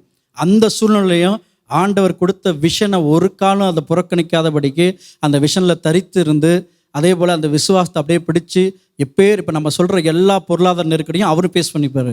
ஆனால் அதெல்லாம் ஒரு பெருச விஷயமா எடுத்துக்காமல் இன்றைக்கு இருக்கிற பொழுது தான் ஆண்டவர் அழகாக இந்த குடும்பங்களை அழகாக கட்டி, அநேக குடும்பங்களை இந்த சபைக்குள்ளாக கட்டி, நம்ம யாவருக்கும் அநேக அங்கிளால் விடுதலை பெற்றவங்க சபைக்கு வரணும்னா இந்த சபை பத்தாது, அது எல்லாருக்குமே தெரியும். போகிற இடத்துல எல்லாம் விடுதலை தான், போகிற எல்லாரும் அந்தந்த சபையில் எல்லா பாஸ்டர்கிட்டையும் இல்லாத பெரிய குவாலிட்டி என்னென்னா, என் சபைக்கு எப்படியாவது ஆத்மா கொண்டாந்து சேர்த்துடணும், சபையில் ஆத்மா கொண்டாந்து சேர்த்துடணும் தான் அப்படி ஒரு இலக்கோட எல்லாம் ஓடுவாங்க. ஆனால் விடுதலை அடையணும், அவங்க நம்ம சபைக்குள்ளே பக்கத்தில் இருந்தால் மட்டும்தான் நம்ம சபைக்கு கூப்பிடுவாங்களே தவிர அங்கே வேறு எங்கே இருக்கோ அந்த சபைக்கு அப்படியே அனுப்பிச்சி விட்ருவாங்க. அப்படிப்பட்ட ஒரு நல்ல குவாலிட்டி வந்து வேறு எந்த போதுகட்டையும் நம்ம பார்க்க முடியாது. எப்படிப்பட்டாவது நம்ம சபைக்கு ஆளை சேர்த்தணுங்கிற மத்தியில் எங்களை இது வரைக்கும் சபைக்கு வான்னு சொல்லி கூப்பிட்டதே கிடையாது. நாங்களாம் அந்த பொன்மலை குரூப் வந்து சேர்ந்தோம். ஸோ அப்படிப்பட்டதான காரியங்கள் ஆண்டவர் அவர் அழகாக வச்சுருக்கிறாரு. அதற்காக ஆண்டவருக்கு கொடான கொடி நன்றி செலுத்தணும், பாஸ்டருக்கு நன்றி செலுத்துகிறேன். அதே போல் கடைசியாக ஒரு விஷயம், இந்த இடத்துல இருந்து ஒர்ஷிப் எடுக்க, ப்ரைஸ் எடுக்க, இந்த ஸ்டேஜில் இருந்து பேசுகிறதுக்கெலாம் எனக்கு தகுதி கிடையாது. நாங்களாம் பாடுவாங்க அப்படின்னு தெரிஞ்சு எங்களை ஸ்டேஜில் ஏற்றலை, ஸ்டேஜில் ஏற்றி விட்டதுனால பாட ஆரம்பித்தவங்க நாங்களாம். ஸ்டேஜில் ஏற்றிட்டாங்களே, ஐயோ நம்ம அடுத்து ஏதாவது பாடணும், ஸ்டேஜில் ஏற்றிட்டாங்களே சங்கீதத்துக்கு ஏதாவது ரெடி பண்ணணும், ஸ்டேஜில் ஏற்றுறாங்களே மெசேஜ் ஏதாவது அடுத்து கேரல் சொல்லிட்டு போனால் அடுத்த வீட்டில் கண்டிப்பாக பேச சொல்லிடுவாங்க. இப்படி எப்படி ஒரு நீச்சல் கற்றுக் கொடுக்குற மாதிரி உட்காந்து நம்மக்கிட்ட மணிக்கணக்காலாம் பாஸ்டர் பேசிலாம் கற்றுத்தர மாட்டாங்க. நமக்கு ஒரு வாய்ப்பு கிடைக்குதுன்னா, இங்கே இருக்கிற அநேக வாலிப பசங்க இருக்கீங்க, வாலிப பிள்ளைகள் இருக்கீங்க, உங்களுக்கு கிடைக்கிற சந்தர்ப்பத்தை யூஸ் பண்ணிக்கோங்க. ஏன்னா எனக்கு இத்தனை பேருக்கு முன்னாலும் இன்னும் பேச தெரியாது. அந்த யூத் மீட்டிங்கிற ஒரு இடத்துல ஒரு சான்ஸ் கொடுத்தாங்க, அங்கே ஒரு லீடர் ஆக்கிறதுனால தான் அங்கே பேச முடிஞ்சிச்சு. அது எனக்கு வேலையில் யூஸ் ஆச்சு. அநேகர் தடுமாறுற இடத்துல வேலையில் எனக்கு ரொம்ப ஹெல்ப்ஃபுல்லாக இருந்துச்சு. இந்த இடத்துல பாடுறதெல்லாம் அறகுறையாக தான் பாடுறோம். ஒரு நாளும் கூட தம்பி இன்றைக்கி ஒர்ஷிப் சரியில்லை, அநேக நாட்கள் சரியாக இல்லாமல் இருந்திருக்கு, அது எங்களுக்கும் தெரியும். ஆனால் ஒரு நாள் கூட நெகட்டிவாக சொன்னது கிடையாது. அப்படிப்பட்ட ஒரு போதர் கிடைக்கிறது வந்து மிக மிக மிக மிக கடினம். நான் சும்மா பாஸ்டருக்கு முன்னாடி சொல்லணுங்கிறதுக்காக சொல்லலை, வேறு எந்த சபையில் போனாலும் அப்படி வாய்ப்பு கிடைக்காது. நம்ம சபையில் தான் அந்த வாய்ப்பு கிடைக்கும். கிடைக்கிற வாய்ப்பை யூஸ் பண்ணிக்கிட்டிங்கன்னா உங்களுக்கு ரொம்ப நல்லது. கர்த்தர் உங்களை எடுத்து அநேகருக்கு பிரயோஜனமாய் மாற்றுவார். ஏன்னா இன்னமும் நான்லாம் அறகுறை தான் பாடுறதில்ல, ஒன்றும் தெரியாது, ஸ்கேலு கீழெலாம் ஒன்றும் தெரியாது. ஆனால் நம்மளை ஏற்றி ஒரு நம்பிக்கையாக விடுறாங்க அப்படிங்கிற ஒரு எண்ணத்தில் ஆண்டவர் பரிசுத்தாவியான துணையோடு தான் இந்த இடத்துல நாங்கள் பண்ணுறோம். ஸோ அப்படிப்பட்ட இந்த வாய்ப்பை கொடுத்ததுக்கு முதலாவது ஆண்டவருக்கு நன்றி. அதே போல் இதற்கு அனுமதி கொடுத்த, இந்த இடத்துல இந்த ஸ்டேஜில் இப்படி எடுத்து பயன்படுத்த சான்ஸ் கொடுத்த பாஸ்டருக்கு இந்த நேரத்தில் தேங்க்ஸ் சொல்லிக்கிறேன். இன்னும் அநேக ஊழியர்களை ஆண்டவர் அவர் மூலமாக எழுப்பணும், அதற்காக ஆண்டவருக்கு கூட கொடி ஸ்தோத்திரம்.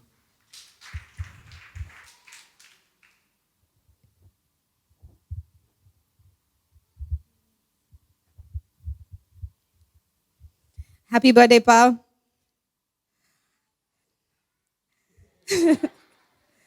பிள்ளைகளை நடக்க வேண்டிய விதத்தில் நட, அவர்கள் முதிர் வயதிலும் அதை விடாதிருப்பார்கள் அப்படின்றது மாதிரி.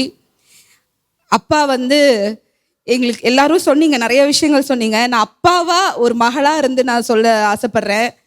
அவங்க உட்காந்து எங்களுக்கு இப்படி செய் அப்படி செய்யணும் ஒரு நாளும் அவங்க செஞ்சதில்லை, சொன்னதில்லை. அவங்களுக்கு எங்கள் மேலே இருந்த கான்ஃபிடென்ஸ் தான் எங்களை ஓட வச்சுது. ஏதாவது பிரச்சனை இருந்தாலும் எங்கள் அப்பா தைரியமாக சொல்லுவாங்க மற்றவங்க முன்னாடி, என் பிள்ளை எது செஞ்சாலும் 100% கரெக்டாக இருக்கும், அவளை குறை சொல்லாதீங்கன்னு சொல்லுவாங்க.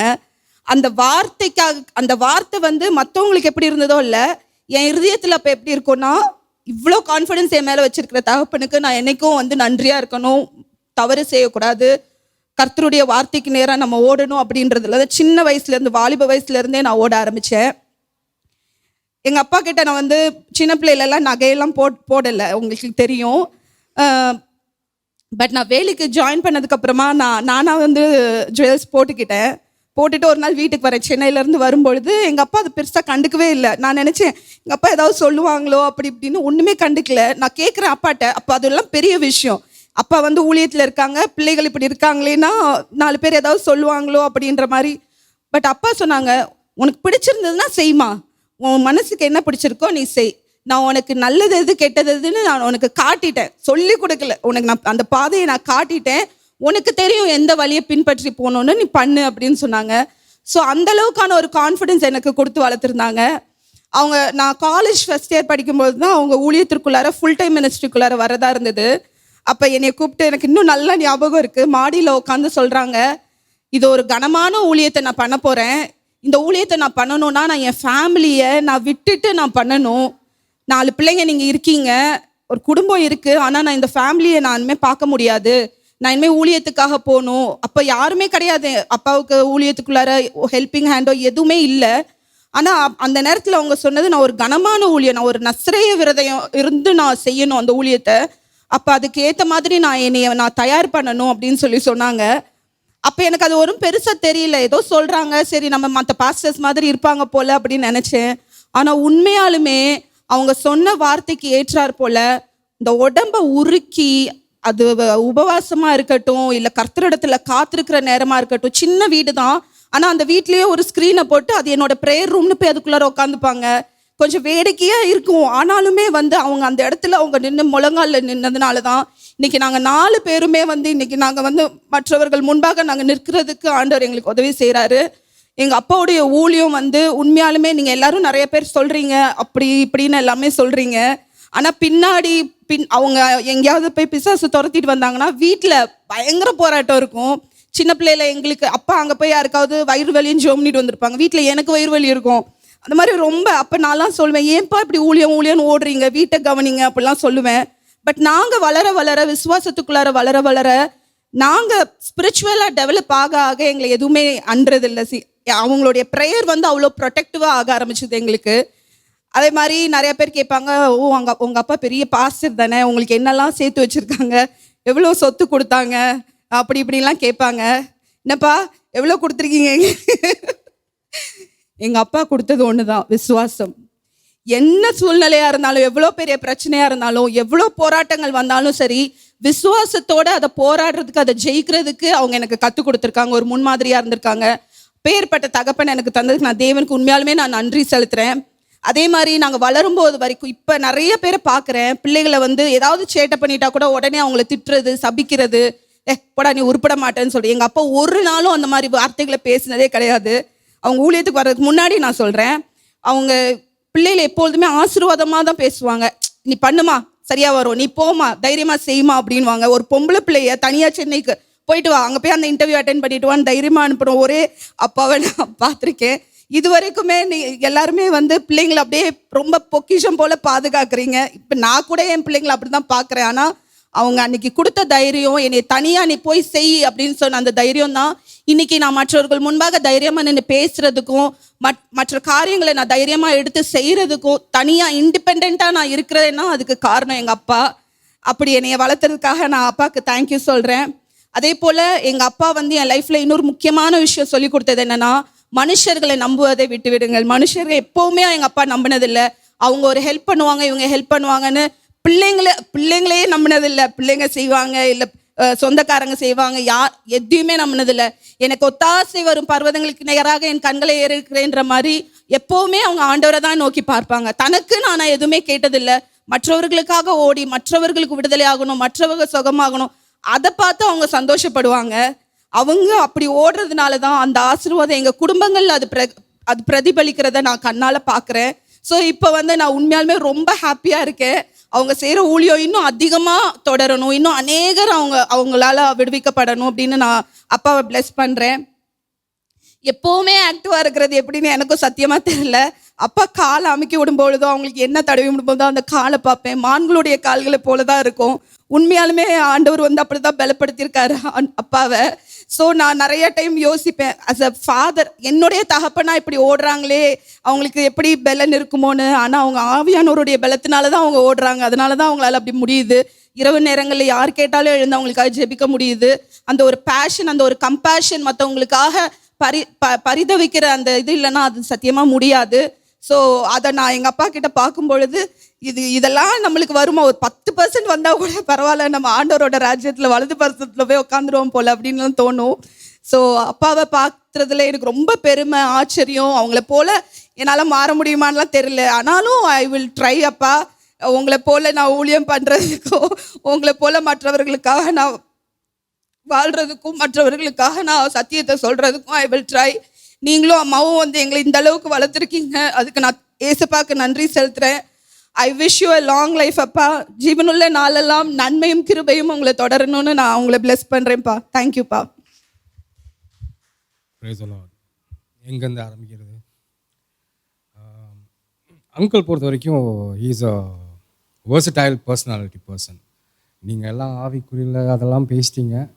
நான் ரொம்ப ஜென்ரலாக அவர் அப்சர்வ் பண்ணது அதான், ஹீஸ் அ வெர்சடைல் பர்சனாலிட்டி. ஒரு சாதாரண மனுஷன் எப்படி இருக்கணுமோ அப்படி இருப்பார். நிறைய விஷயங்கள் அவர்கிட்ட வந்து நான் அப்சர்வ் பண்ணியிருக்கேன். மெயினாக பணம் இருக்குதோ இல்லையோ அவர்கிட்ட தான் கற்றுக்கணும் வாழ்க்கை எப்படி நடத்துறது. அந்த ஒவ்வொரு நாளும் அந்த பணம் இல்லாமல் எப்படி அவர் எடுத்துகிட்டு போகிறான்றது எனக்கு நல்லா தெரியும். பணம் இல்லாட்டியும் யார்ட்டையும் கேட்க மாட்டார், ஆனால் அவருக்கு ஆட்டோமேட்டிக்காக நடந்துட்டு இருக்கும். ரொம்ப சீரியஸெல்லாம் பேச வேண்டாங்க. நான் வந்து அவங்க பொண்ணை சைட் அடிச்சதுலேருந்து அவர் அவங்க வீட்டில் போய் பொண்ணு கேட்டது இதெல்லாம் பார்த்தீங்கன்னா பொண்ணு கேட்குற அன்றைக்கி நடந்த காமெடி அதுதான். நான் போய் உட்காந்துக்கிற பொண்ணு மீட்டிங்கில் இருக்குது, அங்கிள் இருக்கிறாங்க, அவங்க ஃபேமிலி இருக்கிறாங்க, எங்கள் அப்பா இருக்கிறாரு, பொண்ணு கேட்பாங்கன்னு பார்த்தா 2 பேர் திருநெல்வேலி கதையை பேசிட்டு இருக்கிறாங்க. நானும் எங்கள் அப்பா குத்துறேன், நீங்கள் பேசுங்க எதுவுமே நடக்கலையே, பொண்ணு காணும், பொண்ணை பற்றியும் பேச மாட்டேன்றாங்க, எனக்கும் கொடுக்க மாட்டாங்க, இவங்க ஊர் கதையை பேசிட்டு இருக்கிறாங்க. நான் ஏன் இதெல்லாம் சொல்கிறேன்னா அங்கிள்கிட்ட நிறைய காமெடி சென்ஸ் இருக்கும். நானும் அங்கிள் அவ்வளோ பேசினேன். ஜோஷா சொன்ன மாதிரி தான், நான் வந்து ரொம்ப டிஃப்ரெண்ட்டான கேரக்டர். ரொம்பலாம் பேசினது கிடையாது. நாங்கள் எப்போமாச்சும் மீட் பண்ணும்போது கூட ரொம்ப பேசினேன். ஆனால் அவங்க ஏதாச்சும் ஒரு விஷயம் சொல்கிறாங்கன்னா அது நான் எடுத்துக்குவேன். ஏன்னா என்னையை பொறுத்த வரைக்கும் என்னோட அம்மா அப்பா இறந்த பின்னாடி எனக்கு அப்பா அம்மாவாக இருந்தது வந்து அங்கிளும் ஆன்ட்டி தான். இப்போ அங்கிள் இருக்கிறாங்க, நான் ரொம்ப பேசுனது கிடையாது. ஏதாச்சும் ஒரு விஷயம் அவங்க சொல்கிறாங்க, ஏதோ ஒன்றுனா அவங்க சொன்னாங்க, நம்ம எஸ்ன்னு சொல்லிட்டு போயிடுவோம். நான் அந்த கேரக்டரில் போயிட்டுருப்பேன். அங்கிள் பொறுத்த வரைக்கும் நான் சொன்ன மாதிரி அந்த வெர்சடைல் பர்சனாலிட்டியில் பார்த்தீங்கன்னா நிறைய விஷயங்கள் வந்து அவங்க வந்து ஈஸியாக பண்ணுவாங்க. அவங்ககிட்ட வந்து நான்லாம் அதெல்லாம் பண்ணவே முடியாது. நம்ம என்ன தான் படிச்சிருந்தாலும் என்ன தான் பண்ணியிருந்தாலும் அந்த ஒரு விஷயத்தை ஹேண்டில் பண்ணுற விதம் வந்து டோட்டலி வெரி டிஃப்ரெண்ட். ரொம்ப லைட்டாக எடுத்துக்குவாங்க. நீங்கள் எதாவது போய் சொன்னீங்கன்னு வச்சிங்க அசால்ட்டாக சரிம்மா அப்புறம் பார்த்துக்கலாம். இது காமெடி என்னென்னா அப்பாவும் பொண்ணுக்கு ஏதாச்சும் ஒரு உள்கூத்து நடந்துருச்சு, சண்டை நடந்துச்சுன்னா நம்ம நடுவில் மாட்டிகிட்டு இருப்போம். 2 பேரையும் பார்த்தீங்கன்னா டென்னிஸ் மேட்ச் பார்க்குற மாதிரி இருக்கும். அவர் கண்ணில் அழுகுறது, இவங்க கண்ணில் அழுகுறதும், இந்த அஃபெக்ஷன்லாம் பார்த்தீங்கன்னா அந்த உட்காந்து சொல்லிட்டு என் பொண்டாட்டி வந்து என்கிட்ட சொல்லுவாங்க, நான்லாம் பேச மாட்டேன், நான்லாம் அப்படி பண்ண மாட்டேன் அப்படி இப்படின்னுவாங்க. லாஸ்ட்டில் பார்த்தா நம்ம தான் ஊருகாங்க, இவங்க 2 பேரும் ஒன்றா சேர்ந்து லூட்டி விட்டுன்னு வைப்பாங்க. இது மாதிரி விஷயங்கள்லாம் நிறையா இருக்குது. எஸ் அஃப்கோர்ஸ் அவங்க வந்து இப்போது ஃபோக்கஸ்ட் அந்த ஊழியத்தில் ஹெவியாக பண்ணிட்டு இருக்கிறாங்க. நான் உங்கள் எல்லாத்தையும் கேட்டுக்கிறது ஒன்றே ஒன்று தான், அவரை வந்து அவரை நல்லா தாங்க, ப்ரேயரில் தாங்குங்க. ஏன்னா அவங்களோட ஹெல்த் வந்து ரொம்ப டிட்ரே ஆகிட்டே இருக்குது. That is my observation. நான் ஜென்ரலாக வந்து அவங்களோட ஹெல்த்தும் அத்தையோட ஹெல்த்தும் ரொம்ப நான் வந்து சாதாரணமாக பார்க்குற மாதிரி தான் பார்ப்பேன். பட் இப்போது தயவுசெய்து நல்லா ப்ரே பண்ணுங்கள். உங்கள் பாஸ்டர் இல்லை நம்ம பாஸ்டர் இருக்கணும், நீடிய நாட்கள் இருக்கணும், உங்கள் ப்ரேயர்ஸ் ஆர் வெரி இம்பார்ட்டன்ட். இப்போ கடந்த ஒரு 4-5 இயர்ஸாக நான் அவரை பார்க்கும்போது he is not up to the mark. அவரோட ஹெல்த் ரொம்ப டிட்ரு ஆகிட்டே இருக்குது. அவரை ரொம்ப பறந்துட்டுருக்குறாங்க. திஸ் இஸ் மை அப்சர்வேஷனாக. நான் ஜென்ரலாக ஒரு ஹெச்ஆர், எனக்கு வந்து அந்த பர்சனோட இதை வந்து நல்லா ரீட் பண்ணுவேன். ஸோ உங்கள்கிட்ட எல்லாட்டையும் கேட்டுக்கிறது வந்து தயவுசெய்து அவருக்கு ஒரு நல்ல ஹெல்த் கொடுக்க முடியும், கடவுள்கிட்ட வேண்டிக்கோங்க. He has to be there for this church. இந்த சர்ச் மக்களை நீங்கள் எல்லாம் சொல்லிட்டீங்க, ஆனால் அவருக்காக ப்ரேயர் பண்ணுங்கள். If he wants to be long live, 100 வருஷம் யாரோ சொன்னாங்க 100 வருஷம் மேலே இருக்கணும்னு நினச்சிங்கன்னா அந்த அளவுக்கு நீங்கள் ப்ரேயர் பண்ணுங்கள். Uncle happy birthday, God bless you. நிச்சயமாக வந்து நாங்கள் எல்லாம் உங்களோட இருப்போம். உங்கள் ஊழியம் எப்பவுமே பெரிய லெவலில் நடக்கும். Thank you so much. Thanks brother.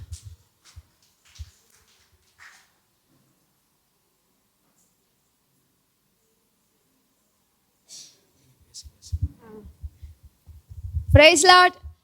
வந்து பாஸ்டர் பற்றி சொல்லணும்னா நிறையா சொல்லலாம். ஆனால் வந்து இந்த இடத்துல வந்து நான் ஒரே ஒரு விஷயத்தை மட்டும் நான் சொல்ல ஆசைப்படுகிறேன். அது என்னென்னா, பாஸ்டரை வந்து எங்களுக்கு கிடைச்சதே ஒரு பெரிய கிஃப்ட்டு தான் நான் சொல்லுவேன். ஆவிக்குரிய தகப்பன் வந்து எங்களுக்கு கிடைச்சது ஒரு பெரிய கிஃப்ட்டு தான் நான் சொல்லுவேன். எங்களுக்கு வந்து நிறைய அவங்கள ஆசீர்வாதமாக இருக்காங்க. நாங்கள் எப்போல்லாம் ப்ரேயர் பண்ணிக்க சொல்லி கேட்டாலும் அப்போல்லாம் உடனே வந்து ப்ரேயர் பண்ணுவாங்க. படிப்புக்காகவும் மற்ற எங்கள் ஹோமில் நிறைய பேர் பலவீனமாக இருக்கிறாங்க, அவங்களுக்காக ப்ரேயர் பண்ணிக்க சொல்லி கேட்டாலும் உடனே வந்து ப்ரேயர் பண்ணுவாங்க. ஸோ அப்படிப்பட்டதான ஒரு பாஸ்டர் எங்களுக்கு கிடைச்சதே ஒரு பெரிய ஆசீர்வாதம். அதே போல் வந்து பியூட்டியாக்காவும் ஜெயனாக்காவும் சொன்னது போல் பாஸ்டரோட மெசேஜ் வந்து ரொம்ப ஒரு இன்ட்ரெஸ்டிங்காக இருக்கும்.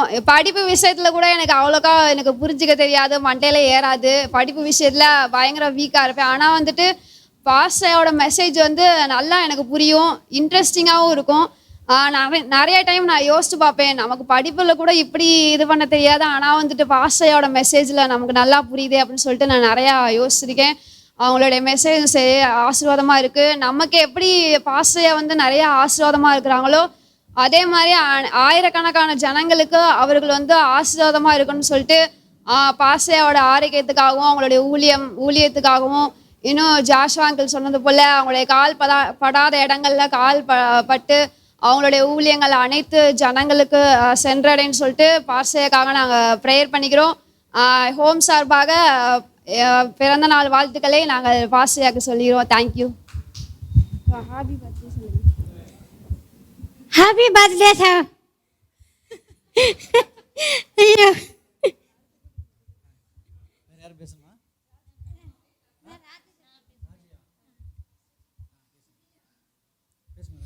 Price lord pastor. Praise lord எல்லாத்துக்கும். Happy birthday pastor. நான் சபையை ஆரம்பித்ததுலேருந்து நான் ரொம்ப நல்லா சபைக்கு வந்துட்டுருக்கேன். அதற்கு பாஸ்டருடைய மெசேஜ் எல்லாமே எனக்கு ரொம்ப பிடிக்கும். வெள்ளி சனி வாரம் தவறாமல் நான் சபைக்கு வருவேன்.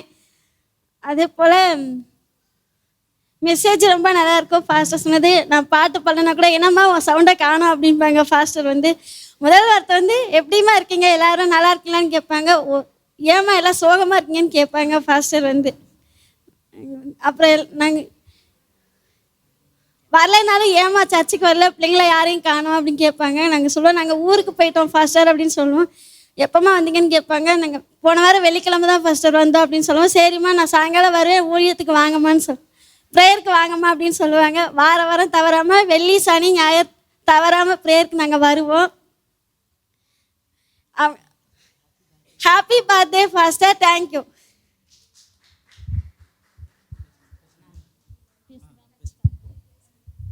பிரைஸ் லார்ட் எல்லாருக்கும். எனக்கு ஐயா ஒரு ஆவிக்குரிய தகப்பன் தான் சொல்லணும். கேட்டுக்குள்ளே வரும்போது பிரைஸ் லார்ட் சொல்லும்போது எங்களுக்கு அப்பா வர மாதிரி தான் சந்தோஷமாக இருக்கும். எல்லாருக்கும் இப்படியே இருக்கிறது தான் எங்களை பார்க்க ஒரு அப்பாவே, எங்கள் அப்பா வந்து பார்க்குற மாதிரி எங்களுக்கு ரொம்ப சந்தோஷமாக இருக்கும். அது மட்டும் இல்லை, எனக்கு நிறைய உதவியெல்லாம் செஞ்சுருக்காங்க. ஏன்னா நான் வந்து சில ஃபங்க்ஷனில் பிரெயிலில் நான் தான் எழுதி வாசிக்கணும் பைபிள். அப்போ வாசிக்கிறதுக்கு வசனம் என்ன வசனம்னா கேட்கும்போதெல்லாம் சொல்லுவாங்க. படிக்கிற காலத்தில் நாங்கள் எங்கேயாவது நின்றுட்டு இருந்தாலும் சைக்கிளில் கூட்டிகிட்டு வந்து ஹோமில் விட்டுட்டு போவாங்க. நாங்கள் சரி ஏதாவது சொல்லுவாங்களன்ட்டு நாங்கள் பயப்படுவோம். அதெல்லாம் பயப்படாதம்மா, தைரியமாக ஏன் பயப்படுற அப்படின்னு சொல்லிட்டு நிறைய விஷயங்களை எங்களுக்கு சொல்லி தருவாங்க. கீழ்ப்படிதல் எல்லாம், அந்த பங்க்சுவாலிட்டி எல்லாமே சொல்லி தருவாங்க.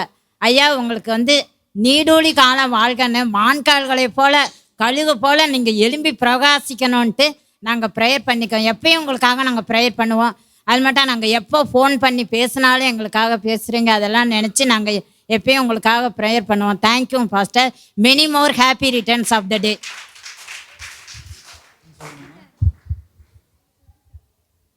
எனக்கு ஐயாவை பற்றி எதுவும் தெரியாது.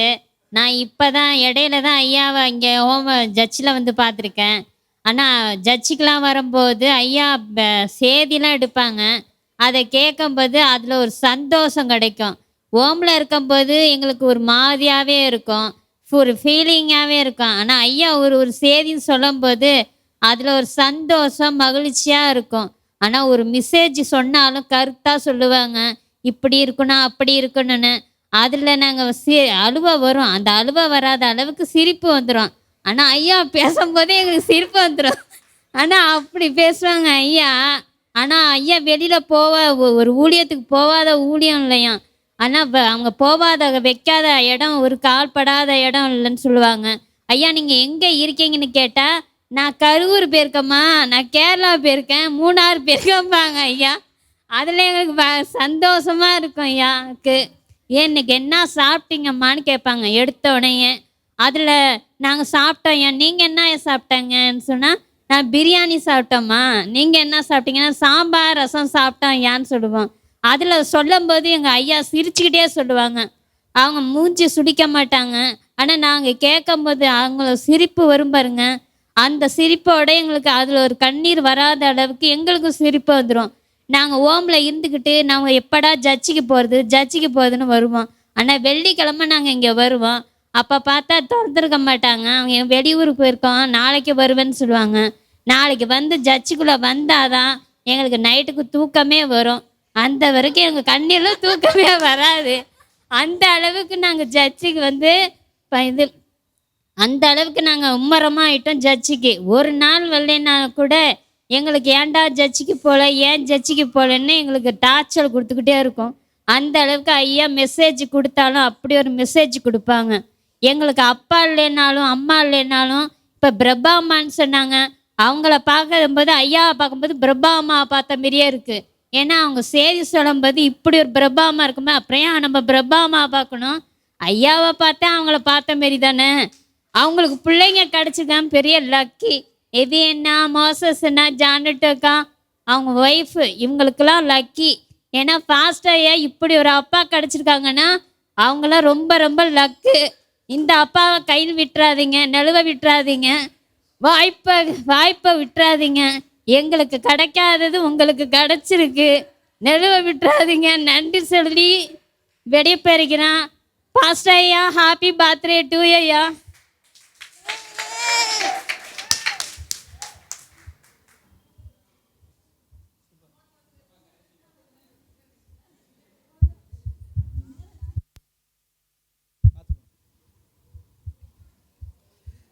கவலைப்படாதீங்க, கடைசி தான். கடைசி பிள்ளையாக பிறந்தனால ரொம்ப இல்லை, எல்லாமே நம்ம கடைசியாக தான் நமக்கு மைக்கும் வருது.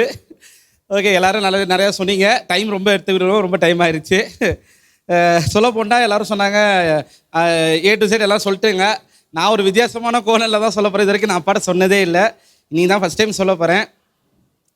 அப்பாவுக்கு வந்து ஊரில் இருக்க எல்லா பேயும் அடங்கும். யார் என்ன சொன்னாலும் உடனே கீழ்ப்படிஞ்சிருவாங்க. அது எங்கள் வீட்டில் எனக்கு முன்னாடி ஒரு 3 பேர் இருக்காங்க. அவங்க என்ன சொன்னாலும் அம்மா தடிக்கி விழுமான்னா உடனே தடிக்கி விழுந்துருவாங்க. தம்பி அந்த பில்டிங்கில் போய் குதினா எங்கள் அண்ணன் 2 மாடி போய் ஏறி குதிச்சிருவான். இப்படிப்பட்ட 3 பேர் ஒரு ரோல் மாடல் செட் பண்ணி வச்சுட்டாங்களா, நமக்கு அது ரொம்ப இடிக்க ஆரம்பிச்சிருச்சு. நான் தான் எங்கள் அப்பா பேச்சு கீழ்ப்படியாத பிள்ளை. எங்கள் வீட்டில் 4 பேரில் பேய்ங்க கூட கீழ்ப்படிஞ்சிரும். ஆனால் நான் மட்டும்தான் எங்கள் அப்பா பேச்சுக்கு சின்ன வயசுலேருந்து கீழ்ப்படிய மாட்டேன். அதுக்காக சாரிப்பா. ஏன்னா இப்போ நான் அப்பாவாயிட்டேன். கல்யாணத்தை பண்ணிப்பார் வீட்டை கட்டிப்பார் மாதிரி அதில் சேர்த்துக்கணும், அப்பாவை ஆயிப்பார். அந்தளவுக்கு அந்த வேர்டோட வெயிட்டேஜ் இருக்குது. எல்லாருமே நிறைய விஷயம் சொல்லியிருந்தாங்க. நான் முக்கியமாக என்ன நினச்சேன்னா, அப்பாட்டிருந்து எப்படி ப்ரேயர் பண்ணணும், எப்படி டெலிவரன்ஸ் பண்ணணும், எப்படி மெசேஜ் எடுக்கணுன்றதை நான் கற்றுக்கவே இல்லை. அதை நான் ஓப்பனாக சொல்கிறேன், அது அப்படியே வருது.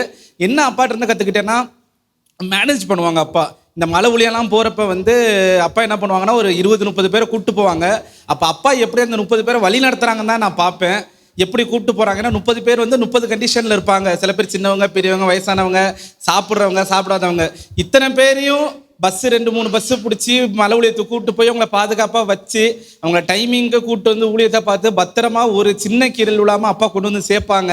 அது ரொம்ப அட்மையர் பண்ணுவேன். இன்னொன்று வந்து அப்படி நடத்துகிறப்ப பைபிளில் மோசே இஸ்ரேல் மக்களை நடத்துகிறப்ப முணுமுறுத்தார்கள் இஸ்ரேல் மக்கள். ஸோ நம்ம சபையிலையும் சில விசுவாசிகள் முறுமுறுத்திருக்காங்க. ஆனால் அதை அப்பா கேட்கவே மாட்டாங்க. அப்பா காதுக்கு நேரம் தான் பேசிகிட்டு இருப்பாங்க.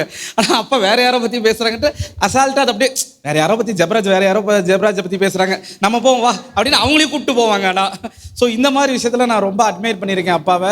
அதுமாதிரி நிறைய பேர் சொல்லியிருந்தாங்க டைமிங் விஷயத்தில் வந்து பாஸ்ட்டை அடிச்சிக்க முடியாதுன்னு. கண்டிப்பாக அதுவும் நான் ஒத்துக்கிறேன். நிறைய விஷயம் அந்த டைமிங் வந்து நான் சின்ன வயசுலேருந்து அப்பாவை பார்த்து தான் அட்மைட் ஆகிருக்கேன். அது நான் செயல்படுத்தணுன்ற நினைக்க தாட்டு கூட இல்லை, ஏன்னா அதை அப்படியே நான் ஃபாலோ ஆகிட்டேன். ஏன்னா இது நான் ப்ரௌடாக சொல்லிக்க முடியும், ஏன்னா அது நான் ஒருத்தே மட்டும் தான். ஏன்னா எங்கள் அப்பாவோட ஜேர்னியில் கூட ட்ராவல் பண்ணது நான் தான் அதிகம். இது வெளியே யாருக்குமே தெரியாது. சின்ன வயசுலேருந்து கேபி வயசுலேருந்து ட்ரௌசர் போட்டு அப்பா எங்கெல்லாம் ஊழியத்துக்கு போகிறாங்களோ என்னை வண்டியில் தூக்கி போட்டு கூப்பிட்டு போயிடுவாங்க. இப்போ வரைக்கும் வாழ்க்கையில் எனக்கு 30 வயசு ஆகுது. ஒரு 3 வருஷம் மட்டும் தான் அப்பாவோட தனியாக இருந்தேன், சென்னையில் வேலை பார்த்தேன். மீது 27 வருஷமும் நான் எங்கள் அப்பாவோட மட்டும்தான் இருந்தேன். எந்த ஊழியத்துக்கு போனாலும் நான் கூடயே போவேன். எங்கள் அப்பா டிவிஎஸ் 50 வச்சுருந்த காலத்துலேயும் கூடயே போனேன். ஸ்ப்ளெண்டர் வச்சுருந்த காலத்துலையும் எல்லா வீட்டுக்கும் போவேன். சிபி செட் வச்சுருந்தப்பையும் போனேன். இப்போ காருக்கு டிரைவராகி கார்லையும் எங்கள் அப்பாவோட சுற்றிட்டு இருக்கேன். ஸோ நிறைய பேரை பார்ப்பேன் அப்பா எப்படி பண்ணுறாங்கன்னு. இப்போ நிறைய பேர் சொன்னாங்க எனக்கு 20 வருஷம் தெரியும், 15 வருஷம் தெரியும்னு. இவங்களுக்கு அப்பா எந்த அளவுக்கு டைம் கொடுப்பாங்களோ ஒரு 10 நிமிஷத்துக்கு முன்னாடி தான் சில பேர் பேசுவாங்க. விசுவாசிங்க யாரா தெரியாது, சம்திங் புது ஆளுங்க பேசுவாங்க. அவங்கள்ட்டையும் பொறுமையாக உட்காந்து அவ்வளோ நேரம் பேசுவாங்க அப்பா. அவங்க பிரச்சனையை கேட்பாங்க, கேட்டு அவங்க டைம் ஸ்பெண்ட் பண்ணுவாங்க.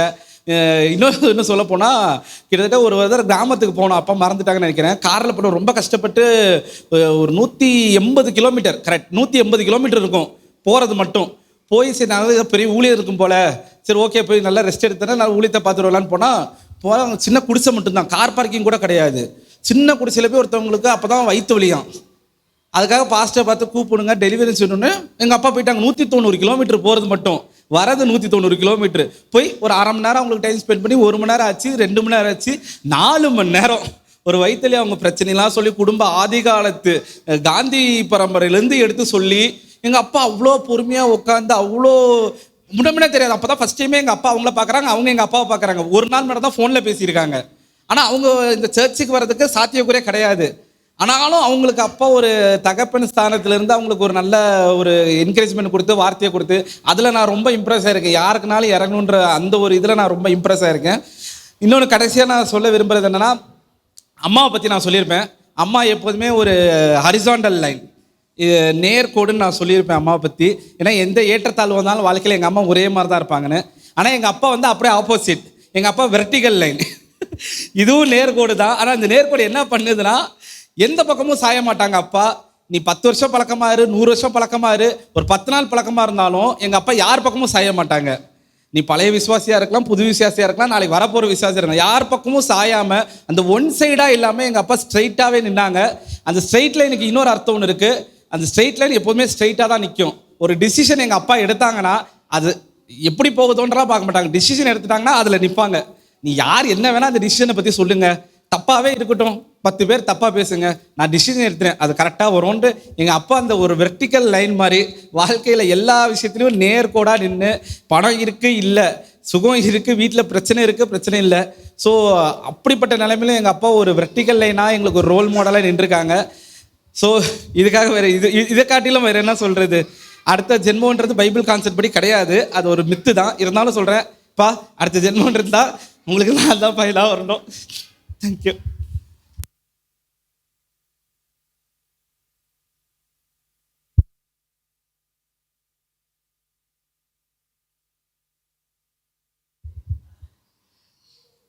அவ்வளோதெல்லாம் சொல்லி முடிச்சாச்சு. ஓகே, ஒரு சிறிய ஜெபம் பண்ணி முடிச்சு அங்கிள் நீங்கள் ஒரு சிறிய ஜெபத்தை பண்ணி நம்ம முடிச்சிடலாம். இவ்வளோ நேரம் எல்லாம் பொறுமையாக இருந்திருக்கீங்க. ஸ்தோத்திரிக்கிற ஆண்டவரே, உம்மை துதிக்கிற ராஜா, உம்மை ஸ்தோத்திரிக்கிற தகப்பனே, கிருபை நிறைந்தவரே ஸ்தோத்திரம் அப்பா, இரக்கமுள்ளவரே ஸ்தோத்திரம், மனதுருக்கமுடையவரே உமக்கு கொடான கொடி ஸ்தோத்திரம் தகப்பனே. அப்பா, இந்த அருமையான நாளை தந்ததற்காக உமக்கு நன்றி தகப்பனே. இந்த நாளிலுமாய் நல்ல ஒரு போத்துவர் நீர் எங்களை கொடுத்துருக்கிறீர். 70 வருடங்கள் அப்பா உம்முடைய பிள்ளையாய் கிருபையாய் நடத்தி வந்திருக்கிறீங்க. ஊழிய பாதையில் அநேக ஏற்றத்தாழ்வுகளே நீங்கள் அவரோடு கூட இருந்ததற்காக உமக்கு நாங்கள் துதிக்கிறோம், உம்மை ஸ்தோத்திரிக்கிறோம். இப்படி ஒரு நல்ல ஒரு ஆவிக்குரிய தகப்பனை கர்த்தர் நீர் எங்களுக்கு கொடுத்ததற்காக உமக்கு நாங்கள் நன்றி செலுத்துகிறோம் தகப்பனே. இன்னும் அநேக ஆயுசு நாட்களை பலத்தோடு கூடிய தீர்க்க ஆயுசை அப்பா நீங்கள் அவருக்கு கட்டளையிடுகிற கிருபைகளுக்காய் நன்றி. இன்னும் உம்மை அறியாத அநேக ஜனங்களுக்கு அப்பா அந்த தகப்பனாரை கொண்டு சென்று அநேக ஆத்துமாக்களை நீங்கள் விடுவிக்க போகிற கிருபைகளுக்காய் ஸ்தோத்திரம். ஊழிய பாதையில் இன்னும் பயங்கரமாக எடுத்து நீர் பயன்படுத்த போகிற கிருபைகளுக்காக நன்றி தகப்பனே. இதுபோல் தகப்பனே அநேக குடும்பங்களை அவரோடு கூட இந்த சபையில் இணைத்ததற்காக உம்மை நாங்கள் துதிக்கிறோம், உம்மை ஸ்தோத்தரிக்கிறோம். வருகிற நாட்கள் அப்படிப்பட்டதான வைராக்கியத்தின் ஆவியே கர்த்தர் எங்களுக்குள்ளாகவும் நீர் உருவாக்க போகிற கிருபைகளுக்காய் உருவாக்குகிற கிருபைகளுக்காய் நன்றி செலுத்துகிறோம் தகப்பனே. உம்மை துதிக்கிறோம் ராஜா. நல்ல போதரை கொடுத்ததற்காக உம்மை ஸ்தோத்திரம். அவரை நாங்கள் மனதார ஆசீர்வதிக்க அவர் ரத்த சம்பந்தமான உறவுகள், குடும்பங்கள், பிள்ளைகளை, பேரப்பிள்ளைகளை மனதார நாங்கள் சபையாய் சேர்ந்து இயேசுவின் நாமத்தில் நாங்கள் ஆசீர்வதிக்கிறோம். பொறுப்படுத்திக் கொள்ளுங்க, காத்துக்கொள்ளுங்க, வழி நடத்துங்க. எல்லா துதிக்க மகிமையான துமக்கே செலுத்துகிறோம். எங்கள் மீட்பர் இரட்சகருமாகிய இயேசு கிறிஸ்து மூலமாக நல்ல பிதாவே. ஆமேன், ஆமேன்.